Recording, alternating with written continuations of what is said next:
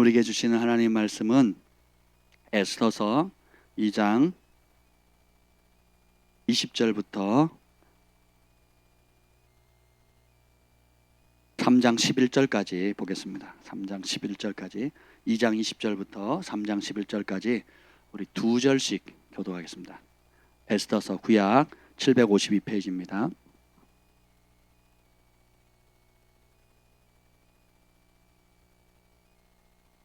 찾으셨습니까?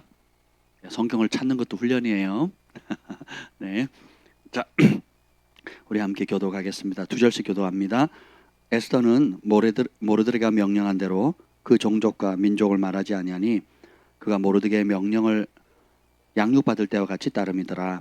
모르드게가 대궐문 밖에 있을 때 문을 지키던 왕의 넷이 빅단과 데레스 두 사람이 원한을 품고 아수에로 왕을 암살하려는 음모를 꾸민 것을 모르드게가 알고 왕후 에스더에게 알리니 에스더가 모르드게의 이름으로 왕에게 아뢰니라.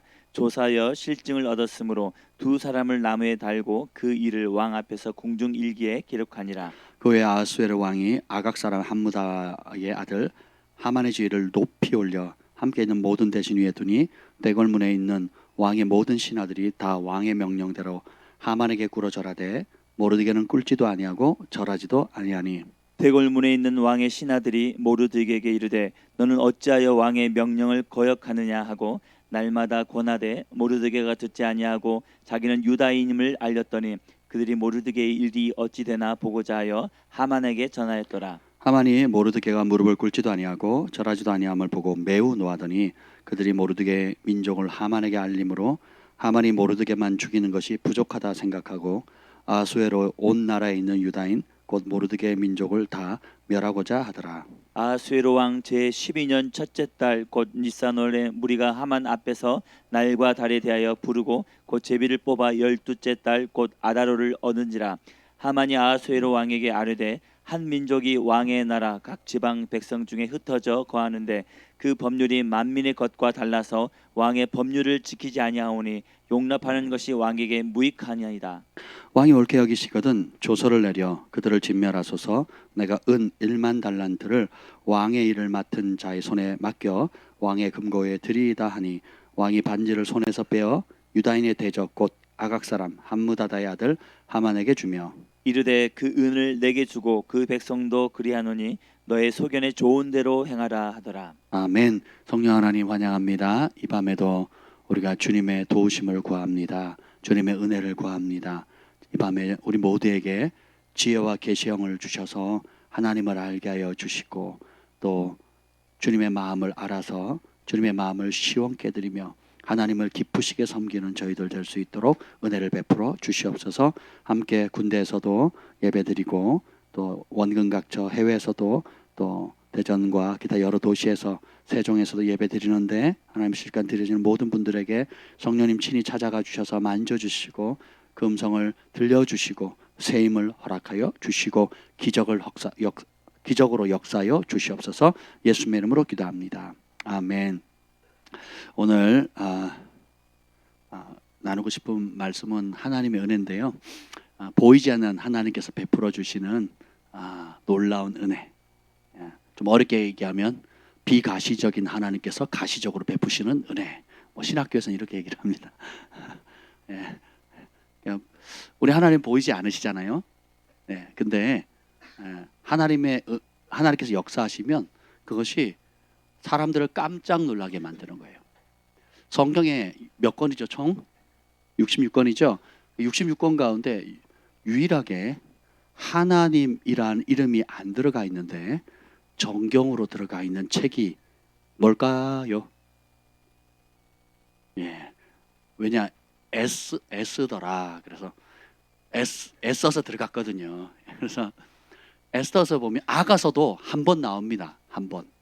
아가서도 한 번 제가 찾아봤거든요. 한 번 나와요. 근데 그 에스더서는 그 하나님이란 단어가 한 번도 등장하지 않습니다. 뭐 주, 여호와, 하나님, 뭐 하나님을 지칭하는 표현들 있잖아요. 단 한 번도 안 나와요. 무려 10장 중인데 한 번도 안 나옵니다. 그만큼 이 에스더서를 기록한 사람 우리가 보통 이제 모르드게라고 얘기를 하는데 누군지 사실 몰라요. 근데 우리가 추정하기로는 이제 모르드게라고 생각하는데 이 에스더서를 기록한 성경의 저자가 의도적으로 하나님의 이름을 안 씁니다. 그 이유가 뭐냐면 지금 우리가 이제 구약의 역사를 이렇게 우리 간단히 살펴보면 이제 586년도에 남유다가 이제 망해서 바벨론으로 잡혀갑니다. 그래서 70년이 차서 1차 포로 귀환을 해요. 포로 귀환을 합니다. 수룹바벨과 더불어서 하고요. 그런데 그때 돌아간 사람이 뭐 1, 2, 3차 다 합쳐봤자 뭐 몇 명, 한 5만 명 되나? 얼마 안 됩니다. 서울 인구가 얼마예요? 지금 1,400, 1,500 넘었나요? 예전에 서울 인구가 잘 모르네요. 하늘 시민권자라 이 땅을 잘 모르시는군요. 우리 만물 박사께서도 잘 모르시는데요. 그러면 한 1,000만 이상 되지 않습니까? 1,000만 중에 아니 서울시만 1,000만인데 자 봅시다. 거기 5만 명 돌아갔다고 생각해 보세요. 그렇죠? 이상하죠? 왜 그러냐? 70년 동안 너무 페르시아 바벨론이라 말하면 이렇게 얘기하시면 돼요. 여러분들이 6.25 동란 때 한국이 다 초토화됐잖아요. 그래서 사람들이 살 수가 없으니까 어디로 갑니까? 1세대 이민자들이 어디로 가요? 모르세요, 여러분? 6.25 세대가 아니라 잘 모르시는군요. 그래서 잘 사는 나라 어디로 가요? 미국이나 일본으로 가거든요. 미국 가면 대접해 주는 것도 아니고 일본 가면 대우해주는 게 아니잖아요. 그럼에도 불구하고 미국으로 갑니다. 그리고 아이들이 고아가 생기면 어디로 보내요? 미국과 유럽으로 보냈죠. 그러니까 그 당시 이제 미국, 러시아, 중국 가운데 이제 공산권을 빼면 가장 잘 사는 나라가 어디예요? 미국이잖아요. 그래서 이민 1세대가 고생은 했지만 1.5세대, 2세대는 복을 누렸잖아요. 시민권도 없고 미국 시민권을 가지면서 그래도 나름 정착해서 잘 살잖아요. 근데 이게 불과 뭐 얼마 되지도 않았지만 우리랑 좀 비슷하네요. 1950년도인가요? 유교가 3년 53년. 그래서 지금 뭐 50년, 한 70년 됐네요. 그죠? 그죠? 그래서 70년 동안 미국에 사서 뿌리 다 내렸어요. 그래가지고 대학 교수가 됐고 또 심지어 모르드게는 성대고란을 지키는 관직을 가지고 있는 거예요. 그래서 늘 성문 앞에 있습니다. 할 일 없어서 거기 있는 게 아니고 성문 앞, 성을 지키고 있는 사람, 성문에 있는 사람들은 아무나 있는 게 아니에요. 관리자들 혹은 이제 오늘 하면 공직에 있는 사람이에요. 그 위치가 어느 정도인지 모르겠지만 오늘 이게 3장에도 보면 절하지도 않고 꿇지도 않아요. 그랬더니 대궐문 안에 있는 왕의 신하들이 4절에 보면 날마다 권합니다.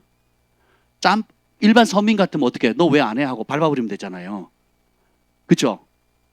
일반 서민들 같으면 약자 같으면 너 왜 안 하니? 하고 그냥 자기 권력을 잡아낼 수 있지만 그렇게 못 하거든요. 심지어 모르드게도 고위 관직인데 함부로 못 죽여요.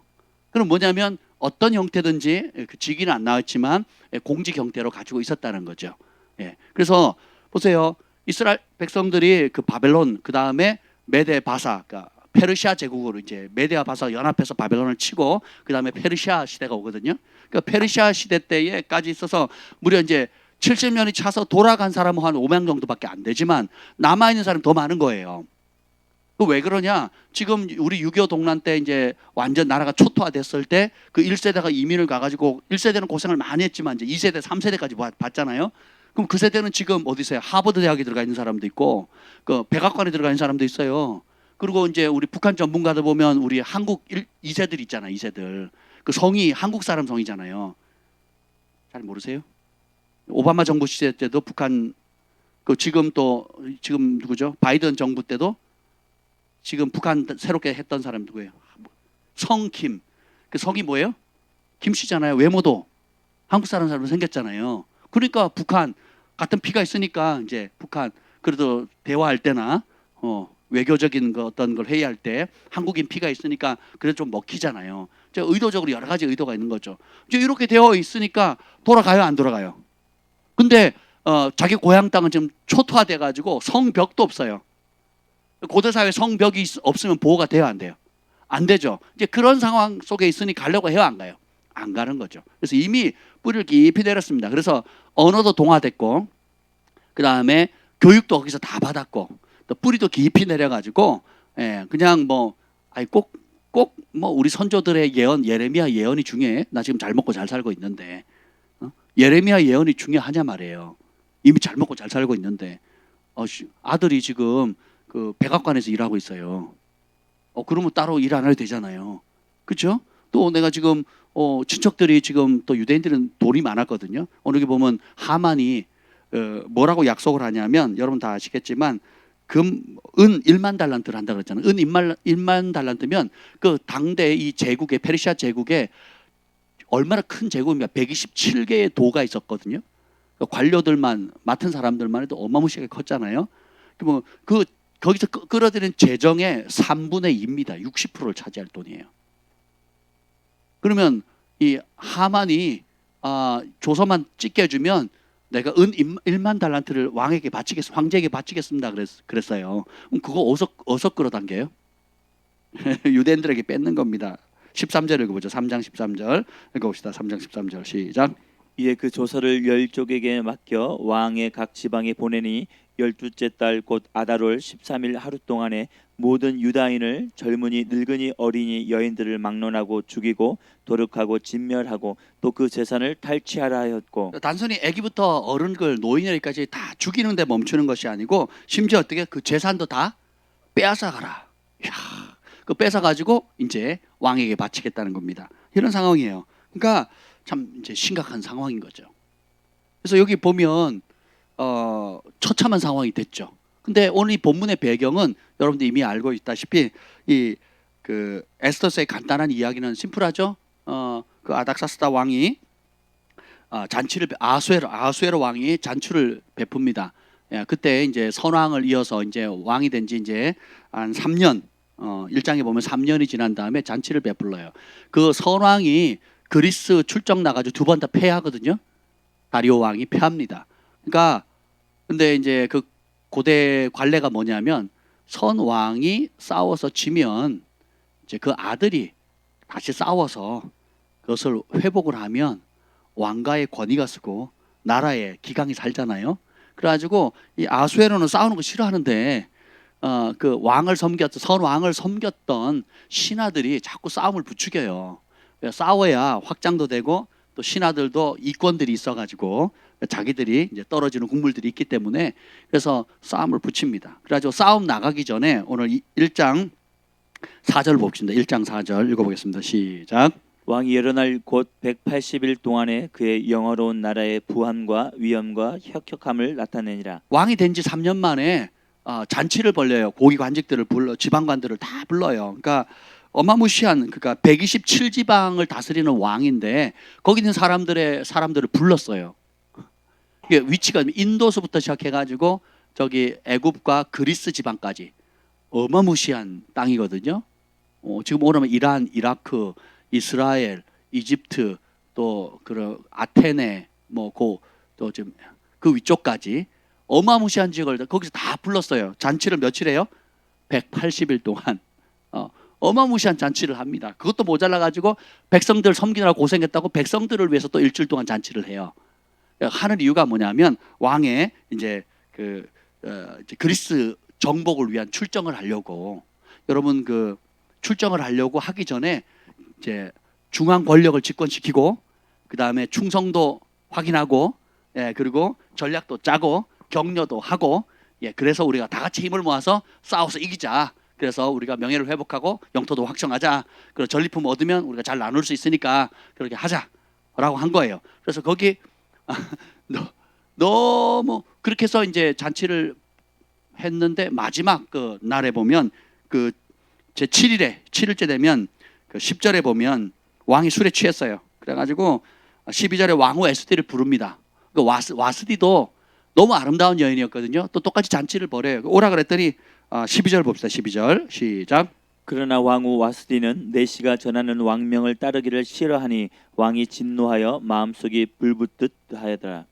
왕이 명령을 했는데 왕후가 안 들은 거예요. 그러니까 얼마나 자존심 상해요. 그래서 현자들을 부릅니다. 어떻게 하면 좋겠냐. 그러니까 페르시아는 기억해야 될 게 법이 굉장히 강한 나라입니다. 바벨론도 그렇고 페르시아도 그러니까 법을 한번 왕이 조서 찍으면 왕도 자기를 그러니까 다니엘 이야기를 보면 왕이 속아가지고 조서를 찍잖아요. 그러니까 취소 이렇게 해요 못해요. 찍고 나니까 아유 다니엘이 당하게 생겼네. 이거는 다니엘을 위한 함정이네. 왕이 알았을까요? 몰라요. 이거. 알죠. 그러니까 아니까 어떻게 해요? 저녁 내내 금식하고 그 굴 앞에 아침에 눈 뜨자마자 사자굴 앞에 찾아가서 너의 하나님 다니엘 너의 하나님이 너를 찾겠다 이렇게 얘기하잖아요. 그러니까 왕도 자기가 명한 그 일단 인장반지로 찍어버리면 거기에 묶여버리는 거예요. 이 정도로 법이 강했던 나라예요. 그러니까 왕은 왔을 때 그냥 쉽게 죽일 수도 있지만 현자들을 불러요. 그래가지고 보니까 이거는 왕뿐만 아니라 신하들 그리고 백성들의 모든 가족에 있는 그 남편들 아버지를 가장을 무시한 거라 냅두면 안 됩니다. 그래서 조서를 내려서 다시는 왕 앞에 서지 못하도록 폐위를 시켜버리거든요. 여기 보면 이제 그래서 이 그 오늘 여기 법이라는 단어가 나오는데 이렇게 8절에 보면 마시는 것도 법도가 있다. 또 뭐 조서 이렇게 에스더서는 법이란 말이 굉장히 많이 나와요. 그러니까 구약에 이 히브리어 이게 다트라고 하는데요. 다트. 이 다트 법 조서란 단어가 이 단어가 20번 나오는데 에스더에서 18번 나와요. 그만큼 이 법이라는 단어가 굉장히 중요하죠. 법대로 합시다. 법대로. 네, 그런 상황이에요.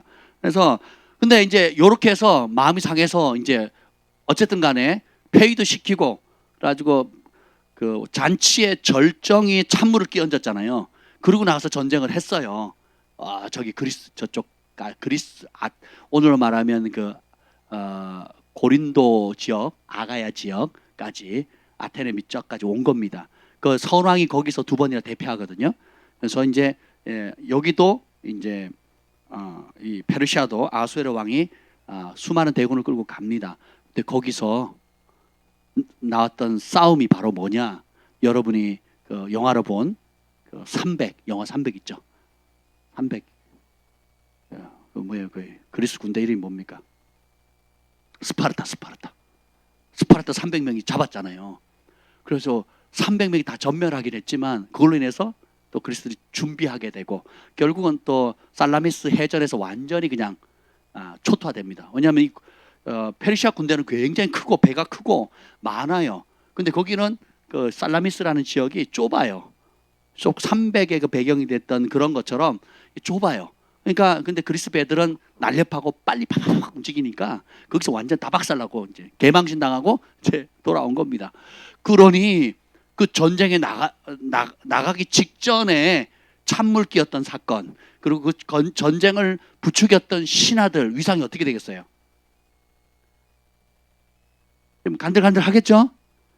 간들간들하겠죠. 그리고 왕도 돌아왔으니 얼마나 쫀심상해요. 당대 최고의. 그러니까 그러면 보세요. 그런 상황 그걸 수습하려면은 왕비 그 수습하기 위해서 신하들이 아이디어를 낸 게 뭐냐? 왕비를 새로 맞이하자 이렇게 얘기를 하는 겁니다. 보통 그 솔로몬도 그렇고 애굽도 그렇고 또 각 고대 왕국들은 보면 그 대제국의 왕비를 어떤 사람을 뽑습니까?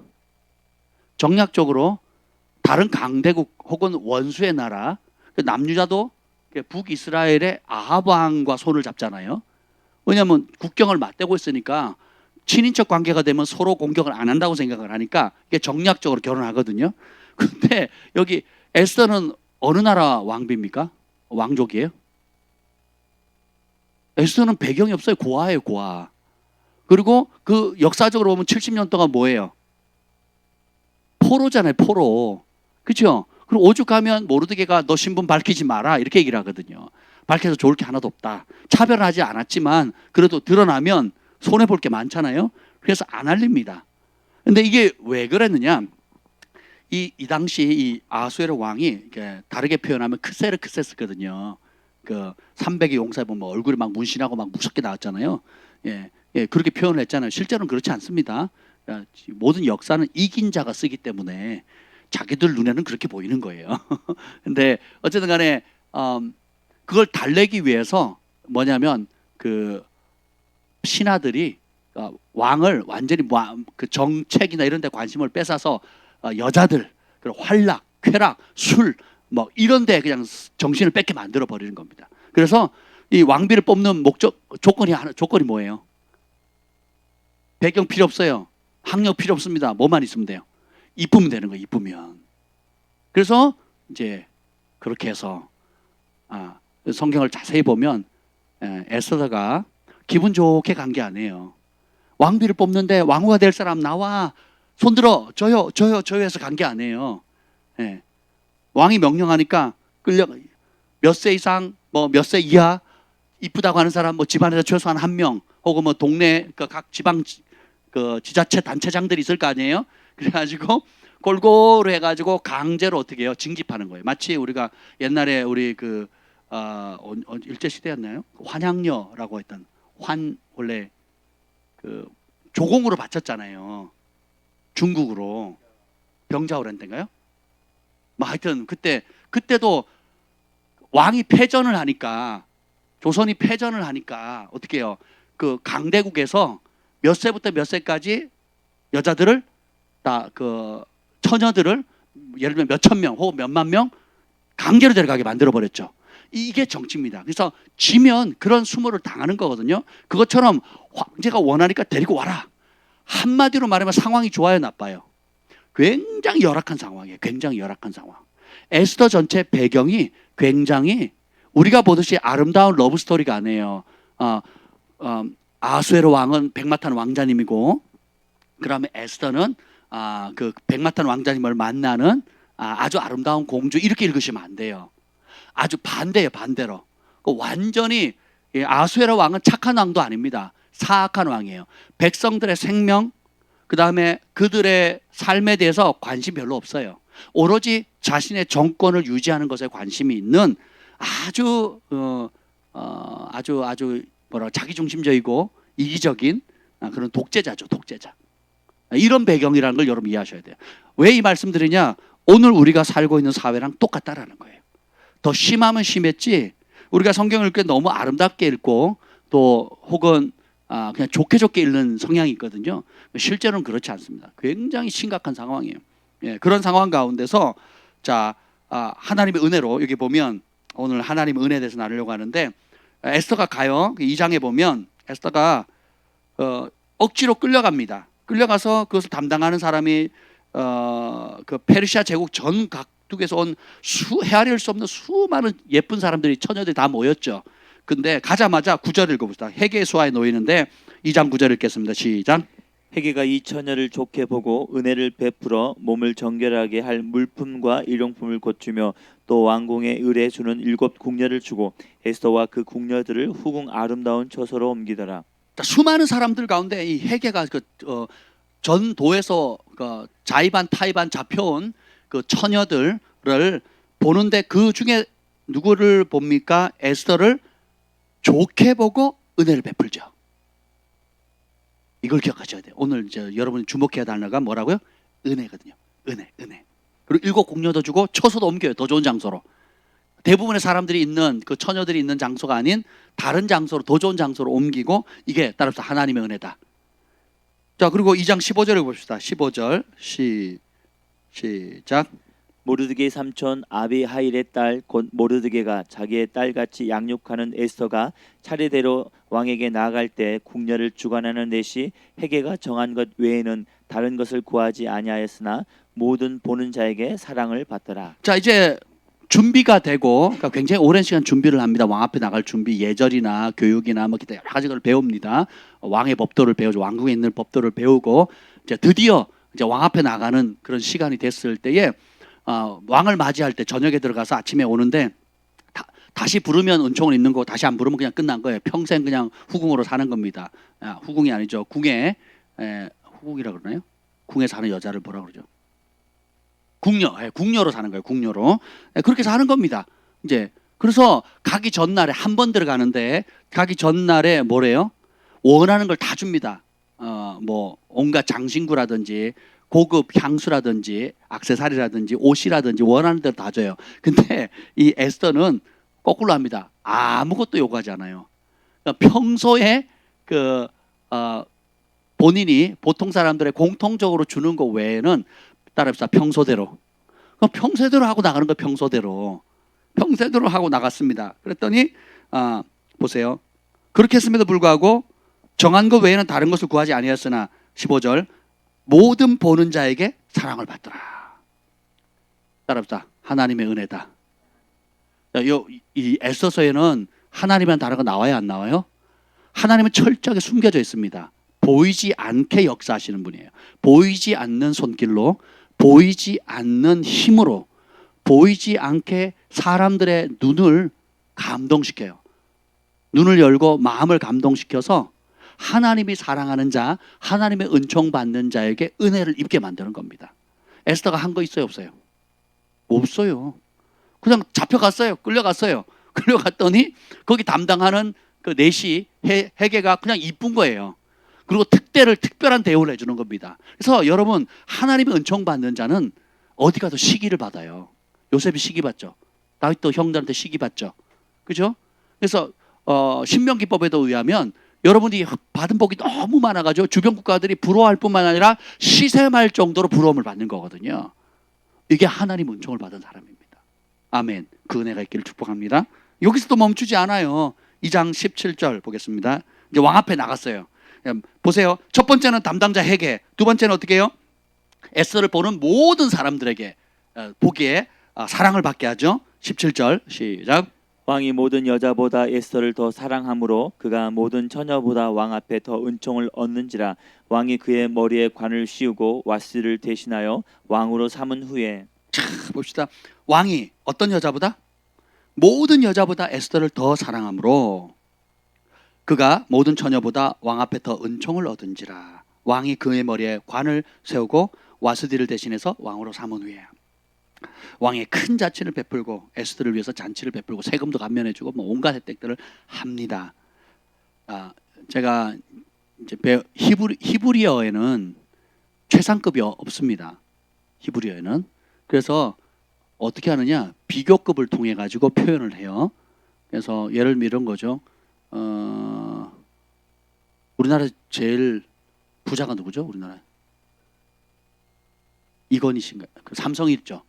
뭐 이렇게 얘기하면 최고로 부자다라는 표현을 못 하니까 현재 제일 부자인 삼성가, 그래서 우리 팜파스가 삼성가보다 더 부자예요. 이러면 최상급 표현인 거예요. 그렇죠?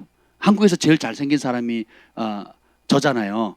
그래서 저보다 잘생겼다 그러면 여러분 한국에서 최고로 잘생긴 거예요. 뭐 아무도 동의 안 해도 상관없어요. 뭐 저보다 잘생긴 사람 없으니까. 여러분, 이제 그래서 이게 모든 여자보다도 에스더를 더 사랑했다, 최고로 사랑했다는 거예요. 제가 전에 우리 한국에서 미인 대회를 뭐라 그러죠? 미스 코리아 진선미 그를 이제 같이 어떤 모임에서 바로 옆 테이블에 앉을 수 있는 기회가 있었어요. 앉아서 봤는데 깜짝 놀랐어요. 네 사람인가? 한 사람이 아니잖아요. 진 한 사람, 선이 둘고 미가 둘인가요? 어떻게 되는지 모르겠네. 하여튼 같이 앉았는데 그래도 뭐 세 사람은 꾸며서 입고 왔고 한 사람은 급했는지 그냥 청바지에 그냥 평상복으로 왔더라고요. 충격 받았잖아요. 꾸미고 온 세 사람은 누가 누군지 분간을 못 하겠더라고요. 다 똑같이 생겼어요. 근데 오히려 뭐 늦게 연락을 받든지 아니면 급한 일이 왔는지 청바지에 그냥 허름한 옷을 입고 온 그 사람이 더 돋보이는 거예요. 신기하더라고요. 나머지는 무슨 우리 어릴 때 그 비싼 인형 있잖아요. 바비 인형을 3개 갖다 놓은 것 같아요. 이해가 되시죠? 그러니까 아름답다는 것, 아름다움을 느끼는 그 기준도 다 여러분 보세요. 여러분 결혼할 때 우리 남자들, 우리 형제님들 결혼하실 때 이 여자가 제일 이쁘니까 결혼한 거 아니에요? 왜 대답을? 이쪽은 분위기가 좀 이상해요. 여기 두 분 앞에 두 분, 그죠? 정 목사님 대답 안 하셨어요? 콩깍지가 켰다 그러잖아요. 콩깍지가 켰다 그러잖아요. 그러니까 그런 거예요. 여러분 우리 자매님들 아직 못 가신 분들, 아직 콩깍지가 낀 남자를 못 만났을 뿐이에요. 여러분 외모하고 아무 상관이 없어요. 왜 아멘 안 하세요? 네, 여러분 외모하고 아무 상관이 없어요. 그냥 사랑은 빠지는 거지 논리와 이성으로 하는 게 아닙니다. 근데 여기 보면 왕이 세상에 아리따운 여자들은 많지만 특별히 에스더를 볼 때에 이뻐 보이는 거, 가장 이뻐 보이는 것, 그리고 가장 사랑스러워 보이는 그것, 이게 뭐예요? 하나님의 보이지 않는 은총이라는 겁니다. 그리고 그 법을 어기고 왕 앞에 나아가죠. 5장 2절 5장을 봅시다. 민족을 살리기 위해서 3일 금식하고 나아갈 때에, 왕 앞에 나아갈 때에 어떤 반응을 옵니까? 잘못하면 왕이 그날 기분이 안 좋았어요. 그날 배가 아팠어. 아니면 변비가 있었어. 혹은 간밤에 잠을 못 잤어요. 혹은 기분이 안 좋아. 안 그래도 안 좋은데 누가 나 건들기만 해봐. 이런 상황에 에스더가 딱 왔으면 어떻게 됐겠어요? 그러니까 왕 앞에 왕이 부르지 않은데 나아가면 아무리 왕비라도 죽습니다. 그래서 왕이 호를 이렇게 내밀어야 그 끝을 잡아야지 살 수가 있거든요. 근데 이미 한 달 동안 안 부른 거예요. 한 달 동안. 아니 그게 부부입니까? 아니 왕비라도 왕이 한 달 동안 부르질 않는 거예요. 법이 얼마나 무서운지 알겠죠. 그러니까 고대 사회는 하나의 왕이 모든 걸 가지고 있기 때문에 사람을 물건처럼 그렇게 다룰 수 있을 정도로 아주 굉장히 우리가 이해하는 세계하고는 또 다른 세계죠. 이제 그때 민족이 금식하고 에스더도 3일 동안 물도 마시지 않고 먹지도 않고 갔어요. 여러분 3일 금식을 해보셨죠? 물 안 드시고 금식해 보세요. 어떻게 되나? 입이 다 바짝바짝 마릅니다. 말이 제대로 나올까요? 저희 선생님이 일주일 동안 교편 잡으면서 단식하셨거든요. 물도 안 마시고, 그리고 금식을 일주일 동안 하시면서 그 과학 선생님, 저 전도하신 선생님 있잖아요. 실제로 그렇게 하셨어요. 정말 하여튼 대단하신 분이세요. 그러셨는데 보면 얼굴이 장난 아니에요. 그냥 막 초췌하죠, 한마디로.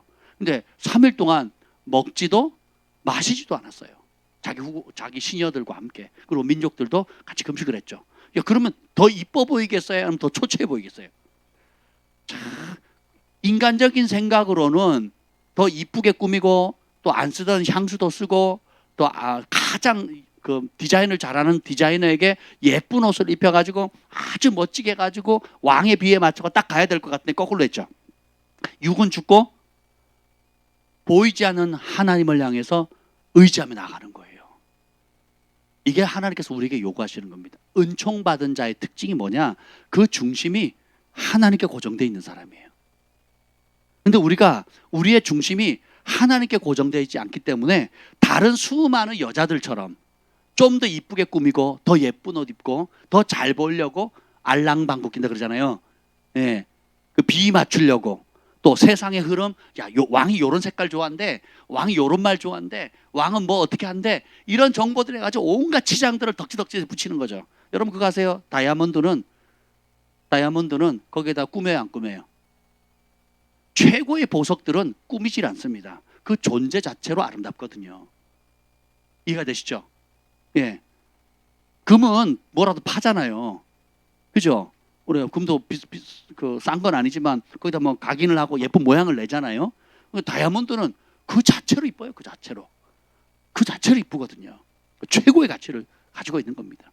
근데 보면 오히려 거꾸로 육의 욕구나 육의 반응이나 세상의 조류나 풍조와는 다르게 목숨 걸 죽으면 죽으리다 하고 나아가죠. 그랬더니 이제 5장 2절 읽었나요? 읽어보겠습니다. 시작. 왕후 에스더가 뜰에 선 것을 본즉 매우 사랑스러움으로 손에 잡았던 금규를 그에게 내미니 에스더가 가까이 가서 금규 끝을 만지니라. 에스더가 뜰에 선 것을 보는 순간 어떻더라? 사랑스럽다. 얼마만큼? 매우 사랑스럽대요. 코미디 같은 일이에요. 그냥 이쁜 거예요. 여러분도 살다 보면 그런 경험 없습니까? 제가 초등학교 5학년 때인가 고등학교 5학년 때 이제 강원도 태백에 그 산골짜기에 살 때 그때 좀 이렇게 제가 사춘기가 왔나 봐요. 저희도 골짜기였는데 죄를 하나 더 넘어가면 거기에 또 이제 아주 그 산 골짜기에 외떨어져 있는 그 뭐라 그러죠? 초가삼간이라 그러죠? 있었어요. 이제 거기에 제가 이제 산에 이제 놀러 다니다 보면 거기에 이제 거기에 사는 사람이 있었고 거기에 제 또래의 여학생이 있었어요. 그러니까 초등학교 뭐 3학년, 4학년, 5학년 좀 됐겠죠. 근데 제가 지나가다가 우연히 본 거예요. 근데 처음으로 그런 감정이 느껴지는 거예요. 이쁘다. 이게 느껴지는 거예요. 이름도 몰라, 성도 몰라, 대화해 본 적도 없어요. 그래가지고 그냥 괜히 머리털 나고 처음 느껴보는 어떤 그런 감정이잖아요. 저만 느낀 건가요? 그래가지고 그냥 보고 싶어가지고 산에 올라가가지고 그냥 멀찌가 앞질에 본 거예요. 그 기억이 아직 납니다. 왜냐하면 태어나서 그런 감정을 처음 느껴봤기 때문에. 그러니까 그냥 이쁜 거예요. 그 이후로 만나거나 대화하거나 뭘 그래서 짝사랑이란 게 이런 건가? 뭐 그냥 이렇게 생각을 해본 거죠. 근데 이 인간의 본능이기도 하지만 그게 뭐 오래 갑니까? 그렇다고 내가 그 사람 만나가지고 결혼할 것도 아니고 가서 장인어른 딸을 주십시오. 제가 뭐 이럴 것도 아니잖아요. 그러고 지나간 거예요. 근데 보세요. 오늘 여기 보면 금식했죠. 몸은 초췌하죠. 그리고 이 페르시아의 목숨까지 잃을 수 있는 법도 위반하면서 나가거든요. 단 하나 목적은 하나님의 백성을 살리기 위해서. 그때 하나님께서 은총을 베풉니다. 근데 여기 하나님이라는 단어가 나와요, 안 나와요? 안 나옵니다. 여러분의 삶 가운데 하나님이 보이지 않는 것 같고 들리지 않는 것 같고, 어떤 사람들은 은사가 있어서 뭐 영적인 세계를 체험한다, 성령 음성을 들었다, 뭐 환상을 봤다, 꿈을 꿨다, 또 뭐 이렇게 느꼈다, 뭐 새벽에 이런 음성을 들었다, 뭐 이런저런 체험들을 얘기를 하잖아요.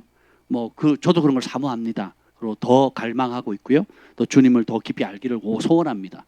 근데 때때로 하나님께서 침묵하시는 시즌이 있어요.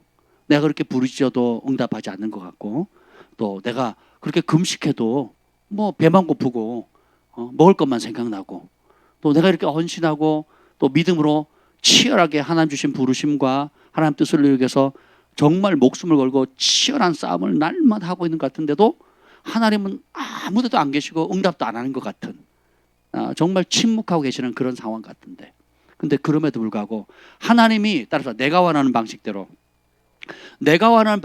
하지 않는다 할지라도 하나님이 무관심한 게 아니라는 겁니다. 하나님의 방법이 최고로 지혜롭습니다. 하나님이 침묵하시면 침묵하는 이유가 있어요. 하나님이 직접 말씀하시면 직접 말씀하시는 이유가 있어요. 하나님이 보여주시면 보여주시는 이유가 있고요. 안 보여주시면 안 보여주시는 이유가 있어요. 하나님께서 높이시면 높이는 이유가 있고요. 낮추시면 낮추는 이유가 있고요. 드러내면 드러내는 이유가 있고요. 감추시면 감추시는 이유가 있다고요. 정체된 것 같은 느낌이 있다, 정체시키는 이유가 있고요. 가속화해서 막 달려가는 것 같다, 다 이유가 있습니다. 그 하나님을 신뢰하기를 원하세요. 보이든 보이지 않든 하나님은 하나님의 말씀과 약속을 믿고 신뢰하는 자를 기뻐하신다는 겁니다. 여기 보면 그래서 가까이 가서 그 끝 금규를 맡겼더니 거기서 더합니다. 3절 읽어보세요. 5장 3절 시작. 왕이 이르되 왕후 에스더여 그대의 소원이 무엇이며 요구가 무엇이냐 나라의 절반이라도 그대에게 주겠노라 하니. 그냥 목숨만 부지시키는 게 아니라 나라의 절반이라 주겠대요. 이건 실제로 나라 절반을 주겠다는 뜻이 아니에요. 네가 원하는 소원, 내 뭐든지 내가 너를 기쁘게 받는다. 네 마음의 소원이 뭐냐, 내 소원 들어줄게 하는 거예요. 그러니까 목숨도 살쁘고 아니라 매우 사랑스럽게 여겨지고, 오자마자 네 소원이 뭐냐 이렇게 얘기를 해요. 죽지 않은 것만 해도 감사한데 오히려 소원을 얘기하는, 이게 뭐예요? 다 은혜를 입는 겁니다. 근데 보이지 않는 하나님께서 이렇게 베푸신 은혜들인데, 이게 누가 이런 은혜를 주신 겁니다. 주신 겁니까? 그 여자들을 맡은 그 관원, 그 내신 회계, 그리고 그 주변에 있는 모든 사람들, 그리고 왕, 그리고 규율을 어기고도 나갔는데 계속 그때마다 오히려 더해요. 사랑스럽고 은혜를 입고 매우 사랑받고 소원까지도 들어주는 그런 은혜를 주시잖아요.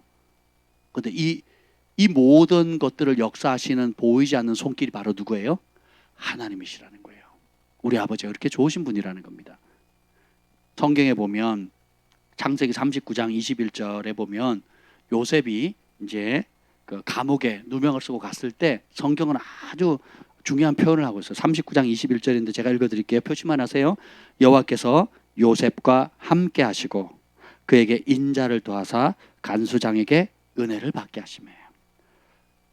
요셉이 누명을 쓰고 감옥에 갔는데도 간수장에게 은혜를 받게 하신 분이 누구예요? 하나님이에요.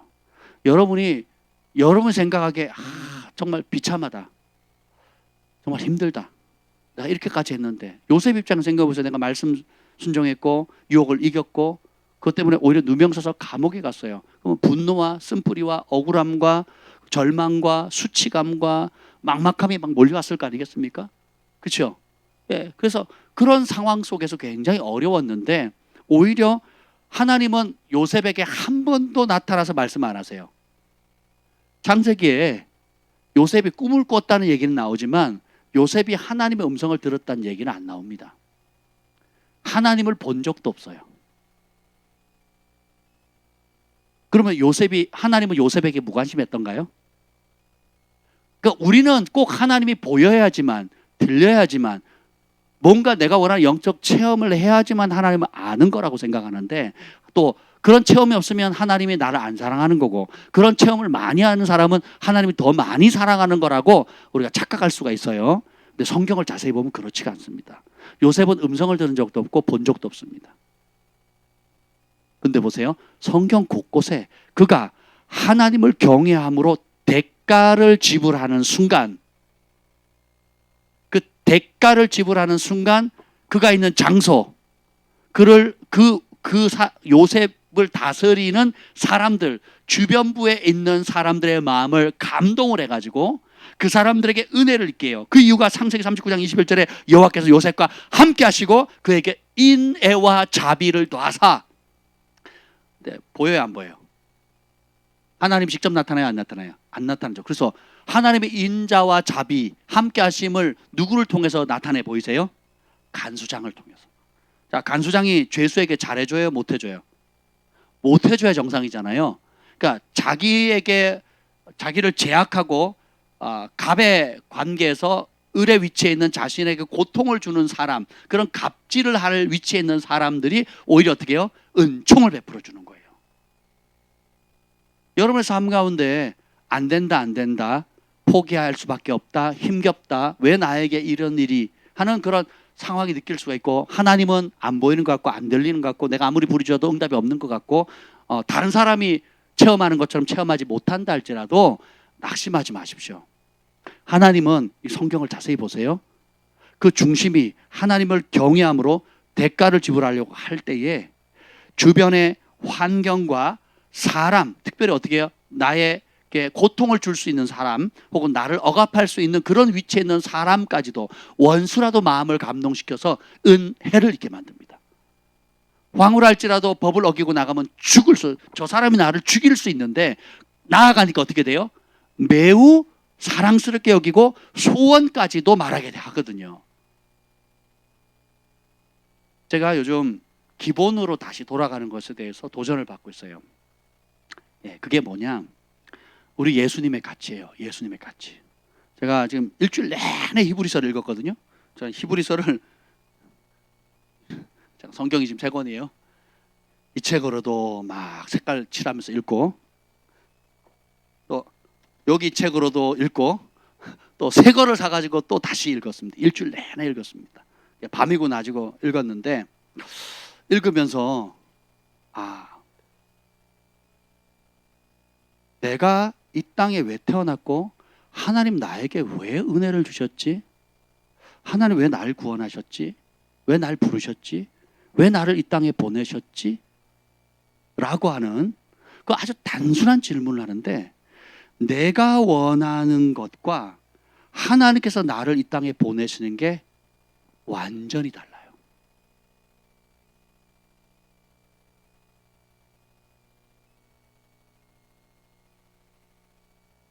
제가 하나님께 원하는 거하고 하나님께서 나에게 원하시는 핀트가 완전히 다르더라고요. 예를 들면 이런 거예요. 내가 주를 위해서 헌신하고 목회자가 되고 사역을 하고 개척을 하고 이렇게 하나님 은혜를 주셔서 여러분을 이렇게 뵙게 됩니다. 근데 처음에는 주님을 사랑해서 한 영혼이도 구원하려고 시작했던 것이 보이지 않게 어떻게 해요? 사역이 좀 더 커졌으면 좋겠다. 성도들이 더 많이 왔으면 좋겠다. 또 우리 성도들이 사업이 잘 됐으면 좋겠다. 우리 성도들 자녀가 좋은 학교를 갔으면 좋겠고, 또 시집 못 간 사람 시집 갔으면 좋겠고, 장가 못 간 사람 장가 갔으면 좋겠고, 직장 없는 사람 직장 얻었으면 좋겠고, 아픈 사람이 치유받았으면 좋겠고, 또 기타 막 이제 여러분들 상황들을 가지고 하나님께 구하잖아요. 하나님께 구하면 여러분의 상황들, 가난한 사람들이 부유했으면 좋겠고, 또 몸이 약한 사람이 좀 건강했으면 좋겠고, 또 자식들이 또 신앙 없는 사람이 돌아왔으면 좋겠고, 항상 막 이제 이런 것들을 하다 보니까 처음에는 예수님 한 분만으로 만족합니다로 시작했는데 자꾸 예수님을 빼고 예수님이 주시는 것들에 계속 마음이 가 있는 거예요. 팜파스가 잘 돼야 되는데, 예우락이 잘 돼야 되는데, 정관동 헤어스티가 잘 되고 EV가 정말 잘 돼야 되는데, 막 본도시락이 정말 세계를 제패해야 되는데, 막 제가 막 우리 어려운 성도들이 정말 집을 얻고 뭐 잘 돼야 되는데, 또 우리 아이들이 정말 거듭나 뭐 여러 가지 것들을 하면서 마음이 어디로 가요? 자꾸 하나님보다 하나님이 주시는 것들에 자꾸 마음이 뺏겨가는 거죠. 그러면서 제가 히브리서 일단 깨달은 게 있어요. 히브리서 12장에 보면 내 아들아 이렇게 얘기합니다. 너희가 참음은 징계를 받기 위함이라 하나님이 아들과 같이 너희를 대우하시나니 어찌 아버지가 징계하지 않는 아들이 있으리요 하면서 징계를 얘기해요. 내 아들아 주의 징계하심을 경히 여기지 말며 그에게 꾸지람 받을 때 낙심하지 말라. 주께서 그 사랑한 자를 징계하고 그가 받을 받아들이시는 아들마다 채찍질하심이라. 히브리서 12장 5절 6절에 나오거든요. 그럼 그걸 징계하고 채찍질하는 이유가 있어요. 그럼 우리는 왜 그럴까요? 복을 받으려고 하는 게 아니에요. 찾아볼까요? 기왕이면 이제 S도 펴놓으시고 이것도 보세요. 중요하니까. 그 징계하시는 목적이 있어요. 아들처럼 대우하시는 이유가 있더라고요. 징계하지 않으면 사생자고 친아들이 아니라 그래서 히브리서 12장 367페이지입니다. 신약. 그 목적이 아주 재밌습니다. 12장 10절 읽어봅시다. 12장 10절 시작. 그들은 잠시 자기의 뜻대로 우리를 징계하였거니와 오직 하나님은 우리의 유익을 위하여 그의 거룩하심에 참여하게 하시느니라. 하나님 우리를 징계하시는 목적이 뭐예요? 우리의 유익인데 그 가장 유익이 뭐예요? 가장 유익이 뭐예요? 우리에게 가장 유익한 게 뭐예요? 하나님의 거룩하심에 참여하는 거예요.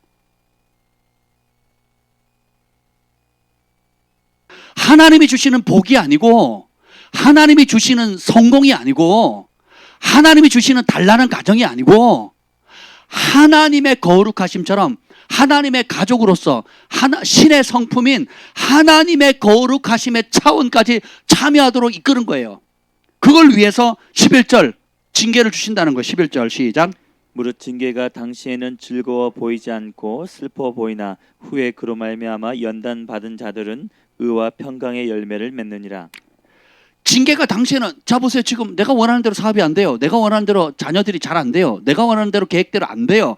그러니까 하나님 왜 나한테 왜 이러세요? 내가 이렇게 글파에서 열심히 헌신하고 봉사하고 하는데 왜 사고도 나고 또 팔도 다치고 또 기타 여러 가지 하는 것마다 꼬여요. 왜 이렇게 힘들어요?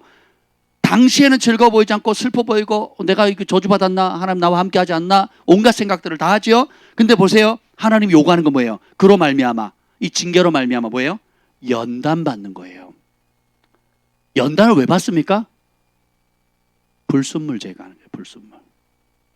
불 속에 집어넣죠. 금은을, 금붙이, 은붙이를, 불순물을 뽑기 위해서 불 속에 넣거든요. 연단 받는 거예요. 그 히브리서나 고린도전서에 보면 젖 먹는 자와 그리고 단단한 음식, 고기를 먹는 자의 이야기가 나옵니다. 연단을 받지 않는 사람은 젖 먹이고요. 연단을 기꺼이 감내하고 그 가치를 알아서 즐거이 받겠습니다 하는 사람은 어떻게 돼요?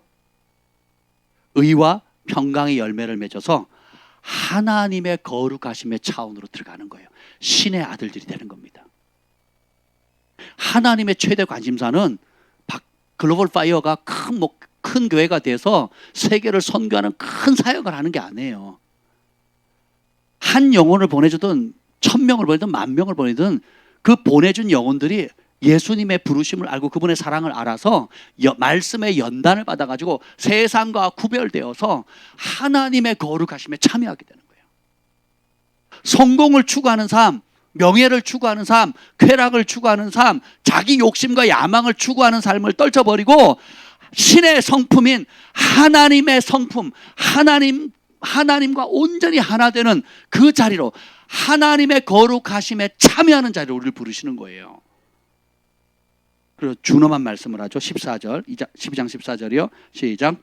모든 사람과 더불어 화평함과 거룩함을 따르라. 이것이 없이는 아무도 주를 보지 여러분 못한다. 마지막에 주님을 봐야 되잖아요. 볼 수 있는 방법이 뭐예요? 모든 사람 화평함과 거룩함이에요. 거룩함이 없이는 아무도 주를 볼 수 없다는 거죠. 여러분이 팜파스가 세계적인 기업가가 됐어요. 거룩함을 잃어버리면 아무것도 아니에요. 주님 봐요, 못 봐요? 못 봐요. 정관동 헤어 스케치가 유명해졌단 말이죠. 유명인들이 와서 헤어를 맡고 또 그래서 또 돈방석에 앉고 좋은 집에 산단 말이죠. 그런데 거룩함을 잃어버리면 아무것도 아닌 거예요.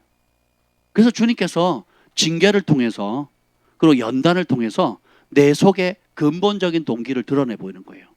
여러분이 끝자락에 가면 드러나는 현상이 있어요. 몸이 육체의 한계, 재정의 한계, 관계가 그렇죠. 각자 한계가 오잖아요. 정신력의 한계. 한계가 딱 왔을 때 무엇이 여러분을 사로잡느냐가 여러분이 진짜 주인이에요. 내가 정말 믿고 의지하는 사람이 있었는데 그 사람이 나를 다 배신해버렸어요. 나에게 상처를 줘버렸어요. 그때 나오는 반응. 요셉이 당했죠. 배신당했을 때 어떻게 합니까? 쓴뿌리를 삼지 않죠. 하나님께 올려드리죠. 하나님 앞에 그 마음을 지키죠. 그게 어떻게 검증됩니까? 간수장이 그 맡긴 일을 돌아보지 않게 하죠. 쓴뿌리가 있는 사람은 자기에게 맡겨진 소소한 일을 감당을 못합니다. 오기만 해봐 팍팍 찌릅니다. 여러분 상처 많은 사람 말해보세요. 상처 주지요. 여러분 기분 나쁠 때 좋은 말 나와요? 나쁜 말 나와요? 나쁜 말 나오잖아요. 근데 요셉은 그 배신을 당하고 억울했을 때, 바닥을 쳤을 때, 누명을 쳤을 때 뭐가 나옵니까? 하나님을 경외함이 나오거든요. 그 한계에 이르렀을 때 누구를 찾아요? 하나님을 찾죠. 한계에 있을 때 누구에게 초점을 맞춥니까? 하나님께 초점을 맞추거든요. 돈 떨어지면 여러분 어떻게 합니까?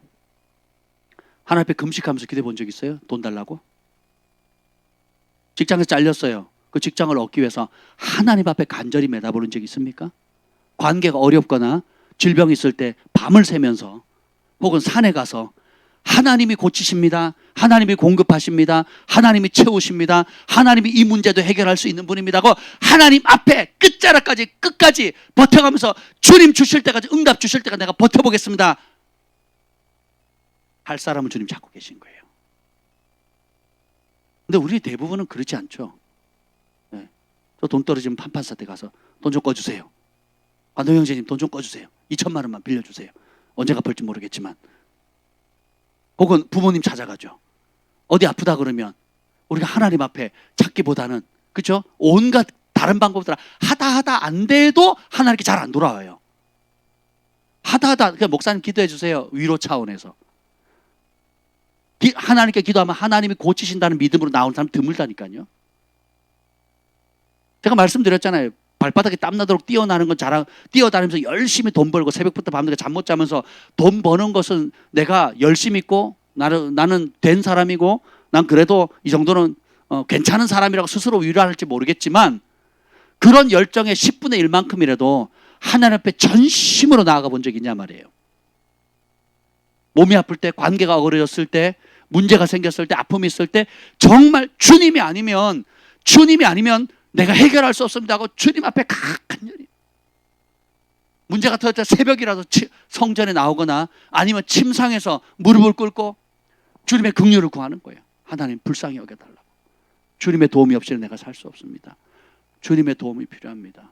주님의 긍휼이 필요합니다 하고 무릎 꿇는 거. 그러한 자에게 은혜를 베푸는 거예요. 에스더가 왜 이런 은혜를 받았습니까? 은혜는 받을 자격이 없는 자에게 베푸는 호의잖아요.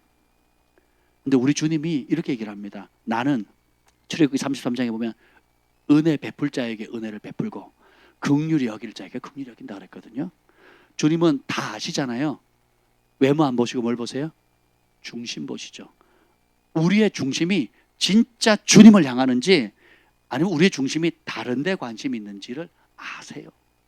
그래서 똑같이 어렵고 똑같이 괴롭고 똑같이 힘겹고 똑같이 어려운 세상을 살아가지만 그 어려움과 이해 못하는 상황 가운데 나는 주님밖에 없습니다. 마치 어린아이 젖먹이 아이가 우리 엄마면 최고예요. 우리 아빠면 최고예요. 딴 거 필요 없어요. 엄마만 내 곁에 있으면 돼요. 아빠만 내 곁에 있으면 돼요 하고 철저하게 매달리듯이 하나님 세상에 내가 이런 여러 가지 감당하지 못하는 많은 어려움들이 있지만 다른 방법 쓰지 않고 내 중심이 주님이 내 생명 붙듭니다. 주님이 나의 공급자입니다. 주님이 나를 붙드시는 분이고 주님이 나를 보내셨고 주님이 나를 지탱하시고 주님이 나를 이끌어 가실 겁니다. 주밖에 내가 의지할 자가 없습니다 하고 그 중심을 굳힌 사람, 그 중심이 주밖에 없는 사람 다 아신다는 거예요. 그래서 은총을 베푸세요. 보이지 않는 손으로. 근데 그걸 우리가 잘 알아요, 몰라요? 주님이 전부이신 분만 아멘. 근데 이것이 현실에서는 고백하기도 쉽지 않아요. 양심 있어가지고. 양심 있어가지고 그래 고백하기도 쉽지 않아요. 근데 고백하면 다 됩니까? 안 되거든요. 그 고백을 해도 잘 몰라요. 나는 주님이 전부입니다 했는데 실제로 현실에 빠바방 터져보면 몸에 이상이 생기거나 사고가 생기거나 돈이 없거나 관계가 어그러지거나 내가 계획한 대로 안 되거나 또 생활에 이런저런 여러 가지 문제가 생기면 그때 비로소 내가 진짜 의지하는 게 나타나요. 내가 진짜 찾는 게 나타난다고요. 내가 진짜 마음 쓰는 게 나타나거든요. 그게 뭐예요? 불순물이에요. 훅 걷어버려야 돼요. 그걸 회개하셔야 돼요. 그걸 걷어버려야 되는 거예요. 위기가 오기 전에는 내 안에 뭐가 있는지 잘 몰라요. 에스더와 모르드게도 위기가 오기 전에는 자기가 어떤 믿음을 가지고 있는지 잘 모릅니다. 근데 민족의 죽음 앞에 위기가 딱 닥쳤을 때 진짜 에스더가 자기가 왕후가 되고 여러분 사건 다 알잖아요. 그래서 하만의 집을 선물로 받아요. 모르드게는 그 하만의 집을 관리하는 관리자가 되고요. 아주 하만의 관직을 모르드게가 얻습니다. 그러면 그게 이제 8장에서 끝나거든요. 10장에서 끝나야 되는데 거기서 끝나지 않아요. 내 목숨 살았고 그리고 돈도 얻었고 명예도 얻었고 그죠? 거기서 끝나지 않아요. 왕후 에스더가 다시 한번 목을 걸고 황제 앞에 또 나갑니다.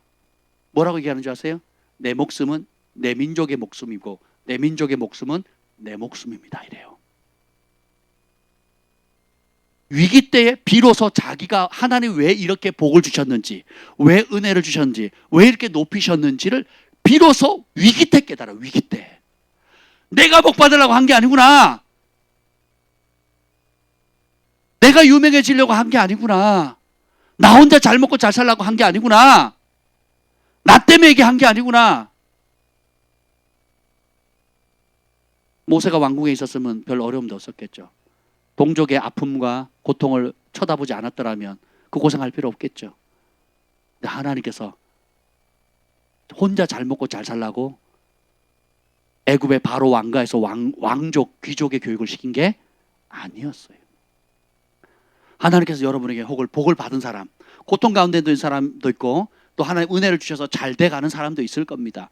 어디 가도 그런 어느 교회, 어느 무리, 어느 단체를 가도 잘 되는 사람이고 안 되는 사람이 있어요. 여러분 안 된다고 해서 낭망할 필요 없고 잘 된다고 해서 그게 끝이라고 생각하시면 안 돼요.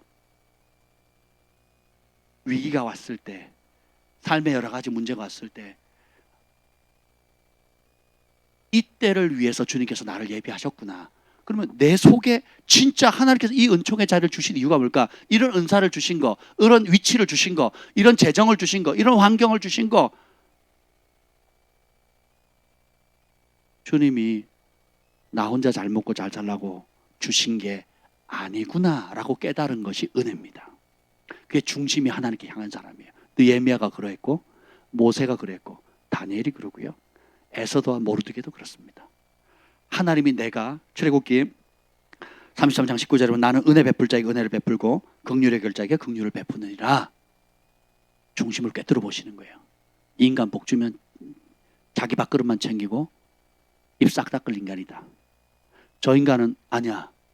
쟤는 복을 주면 그걸 가지고 자기 영달만 취할 게 아니고 정말 나의 백성, 나의 나라, 저 죽어가는 영혼들을 위해서 살아갈 사람이구나. 그것이 어떻게 해요? 그 중심이 꽤 보이는 거예요.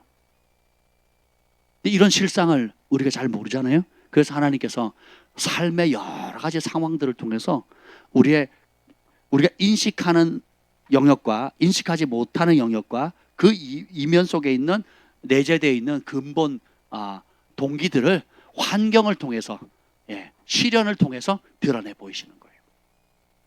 그때 원망하는 사람, 그때 탓하는 사람. 40년 동안 이스라엘 백성들이 하나님의 은혜와 기적과 공급이 있으면 할렐루야. 그 다음날 되면 어떻게 돼요? 바로 나오죠. 다시 말하면 뭐예요? 하나님은 내가 원하는 대로만 채워줘야 나의 하나님인 거예요. 근데 하나님 뭘 원하세요? 내가 이런 많은 기적을 보여준 이유는 나의 존재 자체를 신뢰하라는 거거든요. 내가 어떤 하나님인지 나의 성품과 나의 아름다움을 보라는 거예요. 약속하면 지킨다. 거룩한 자다. 그리고 이 땅이 전부가 아니다. 히브리서의 결론은 너희를 위해서 더 나은 성을 예비했다. 여기 더 나은 성은 이 땅에 있는 시온 예루살렘 성보다 더 나은, 이 땅에 있는 성보다 좀 더 나은 성이라는 뜻이 아니에요. 히브리어는 비교급이 없다 그랬죠. 그럼 더 낫다는 걸 뭐예요? 최고로 유대인들이 제일 아름답게 여기는 성이 뭡니까? 시온 성인 예루살렘 성이잖아요. 그 예루살렘 성보다 더 나은 성, 땅에 있는 것이 아니라 하늘에 있는 성이다. 그래서 그것을 예비하셨다. 누구에게? 믿는 자에게. 그 믿는다는 게 뭐예요? 그래서 여기 보면 히브리서 12장 28절 보겠습니다. 28절 봅시다. 시작. 그러므로 우리가 흔들리지 않는 나라를 받았은즉 은혜를 받자. 이로 말미암아 경건함과 두려움으로 하나님을 기쁘시게 섬길지니. 흔들리지 않는 영원한 나라를 너희가 받았다. 그러니까 은혜를 받아야 된다는 거. 은혜를 받자. 이로 말미암아 경건함과 두려움으로 하나님을 기쁘시게 섬길지니라. 이 앞장의 11장의 믿음의 장들 보면 믿음으로 말미암아 승리한 사람들 있죠. 예, 전쟁에 나가서 담대하게 승리하고 다윗처럼, 그 다음에 사자 입을 막기도 하고 믿음으로, 예, 그리고 온갖 기적들이 쭉 나오죠. 또 반대로 더 나은 부활을 얻기 위해서 구차하게 고문을 피하지 않고 그냥 감옥에서 죽지요. 순교를 당하지요. 그렇게 할 수 있었던 이유가 뭐예요? 바로 흔들리지 않는 나라, 더 나은 성, 그것이 바로 22절에 나옵니다. 22절 쭉 읽어보겠습니다. 시작. 그러나 너희가 이른 곳은 시온산과 살아계신 하나님의 도성인 하늘의 예루살렘과 천만 천사와. 우리가 이미 이른 곳은 시온산 하늘에 있는 살아계신 하나님의 도성, 하늘의 예루살렘이라는 거예요. 이미 그걸 보장받았다는 겁니다. 거기에 초점을 맞춰 살라는 거예요. 그러면 그걸 위해서 필요한 게 뭐냐? 10장 35절입니다. 10장 34절 35절 히브리서 10장 34절 35절 읽어봅시다. 시작. 너희가 갇힌 자를 동정하고 너희 소유를 빼앗기는 것도 기쁘게 당한 것은 더 낫고 영구한 소유가 있는 줄 알미라. 그러므로 너희 담대함을 버리지 말라. 이것이 큰 상을 얻게 하느니라. 자, 소유를 빼앗기는 것까지도, 재산 빼앗기고 직장 빼앗기고 사업장 빼앗기는 것까지도 기쁘게 감당했다. 여기 그런 사람 아무도 없어요. 저희 교회는 아직 그 정도 차원으로 간 사람 아무도 없습니다. 그 정도 희생한 사람이 아무도 없습니다. 예수 믿는 것 때문에, 부르심 때문에, 하나님 뜻을 이루기 위해서 재산 뺏기고 또 죽음을 당하고 가족 중에 순교하고 이런 사람이 아무도 없잖아요. 근데 초대교회는 그랬다는 거죠. 근데 그걸 감당했던 이유가 뭐예요? 더 낮고 영구한 소유. 땅의 것은 후 불면 다 사라집니다. 근데 영원한 소유가 있다는 거죠. 그것을 위해서 믿으면 어떻게 돼요? 담대함을 버리지 마라. 이것이 큰 상을 얻게 한다는 거예요. 36절 시작. 너에게 인내가 필요함은 너희가 하나님의 뜻을 행한 후에 약속하신 것을 받기 위함이라. 우리는 복을 원하는데 하나님은 뭘 요구하세요? 담대함과 인내를 요구하는 거예요. 우리는 성공을 요구하고 쉬운 걸 요구하는데 하나님은 담대함과 인내와 믿음을 요구하세요. 거룩함과 의로움과 화평의 열매를 맺기를 원하세요. 세상에 죄가 주는 유혹에 넘어가지 않기를 원합니다. 죄가 어떤 유혹으로 하고 달콤한 유혹으로 던진다 할지라도 거기에 마음 뺏기지 않고 넉넉히 이기기를 원하세요. 죄와 싸우되 피 흘리기까지 싸우기를 주님께서 원하신다는 거예요. 12장 4절 봅시다. 12장 4절 5절. 하나님의 아들들을 책망하는 이유가 나와요. 12장 4절 5절. 이거 나중에 제가 다시 다룰 건데요. 봅시다. 시작. 너희가 죄와 싸우되 아직 피 흘리기까지는 대항하지 아니하고 또 아들들에게 권하는 것 같이 너에게 권면하신 말씀도 잊었도다. 일렀으되. 거기까지요. 아들들에게 권하는 것 같이 너에게 권면했대요. 똑같이. 여러분도 아들이죠. 여기 히브리서 기자가 말하는 그 크리스찬들에게, 예수 믿는 사람이 아들을 권하는 것 같이 너에게 권면한 말씀을 어떻게 했다고요? 잊어버렸어요. 그리고 어떻게 해요? 죄와 싸우기는 해요. 근데 어디까지 싸워요? 피 흘리기까지는 대항하지 않았다는 거예요. 이 말의 의도는 뭐냐면 아직 그렇게 심한 전쟁이 안 왔다라는 뜻이 아니고 피 흘리기까지 마땅히 싸워야 되는데 싸움을 포기했다는 거예요. 왜요? 아들에게 권면하듯이 한 권면의 말씀을 잊어버렸다는 거예요. 아들에게 권면하듯 하는 그 권면의 말씀을 잊어버렸기 때문에 죄의 유혹이 오면 적당히 싸우다가 타협한다는 거예요. 하나님 말씀과 다른 죄의 유혹이 오면 적당히 타협하다가 싸우고 목숨 걸고 피 흘리까지 안 싸웠다는 거예요. 그렇기 때문에 어떻게 돼요? 주님께서 징계를 주신다는 거예요. 징계를 통해서 어떻게 한다고요? 실상을 보게 만드는 거예요. 우리의 실상을. 그래서 그것을 그 찌꺼기들을 걷어내게 하는 거예요. 그래서 우리에게 필요한 게 약속의 말씀을 잡았다면 어떻게 해요?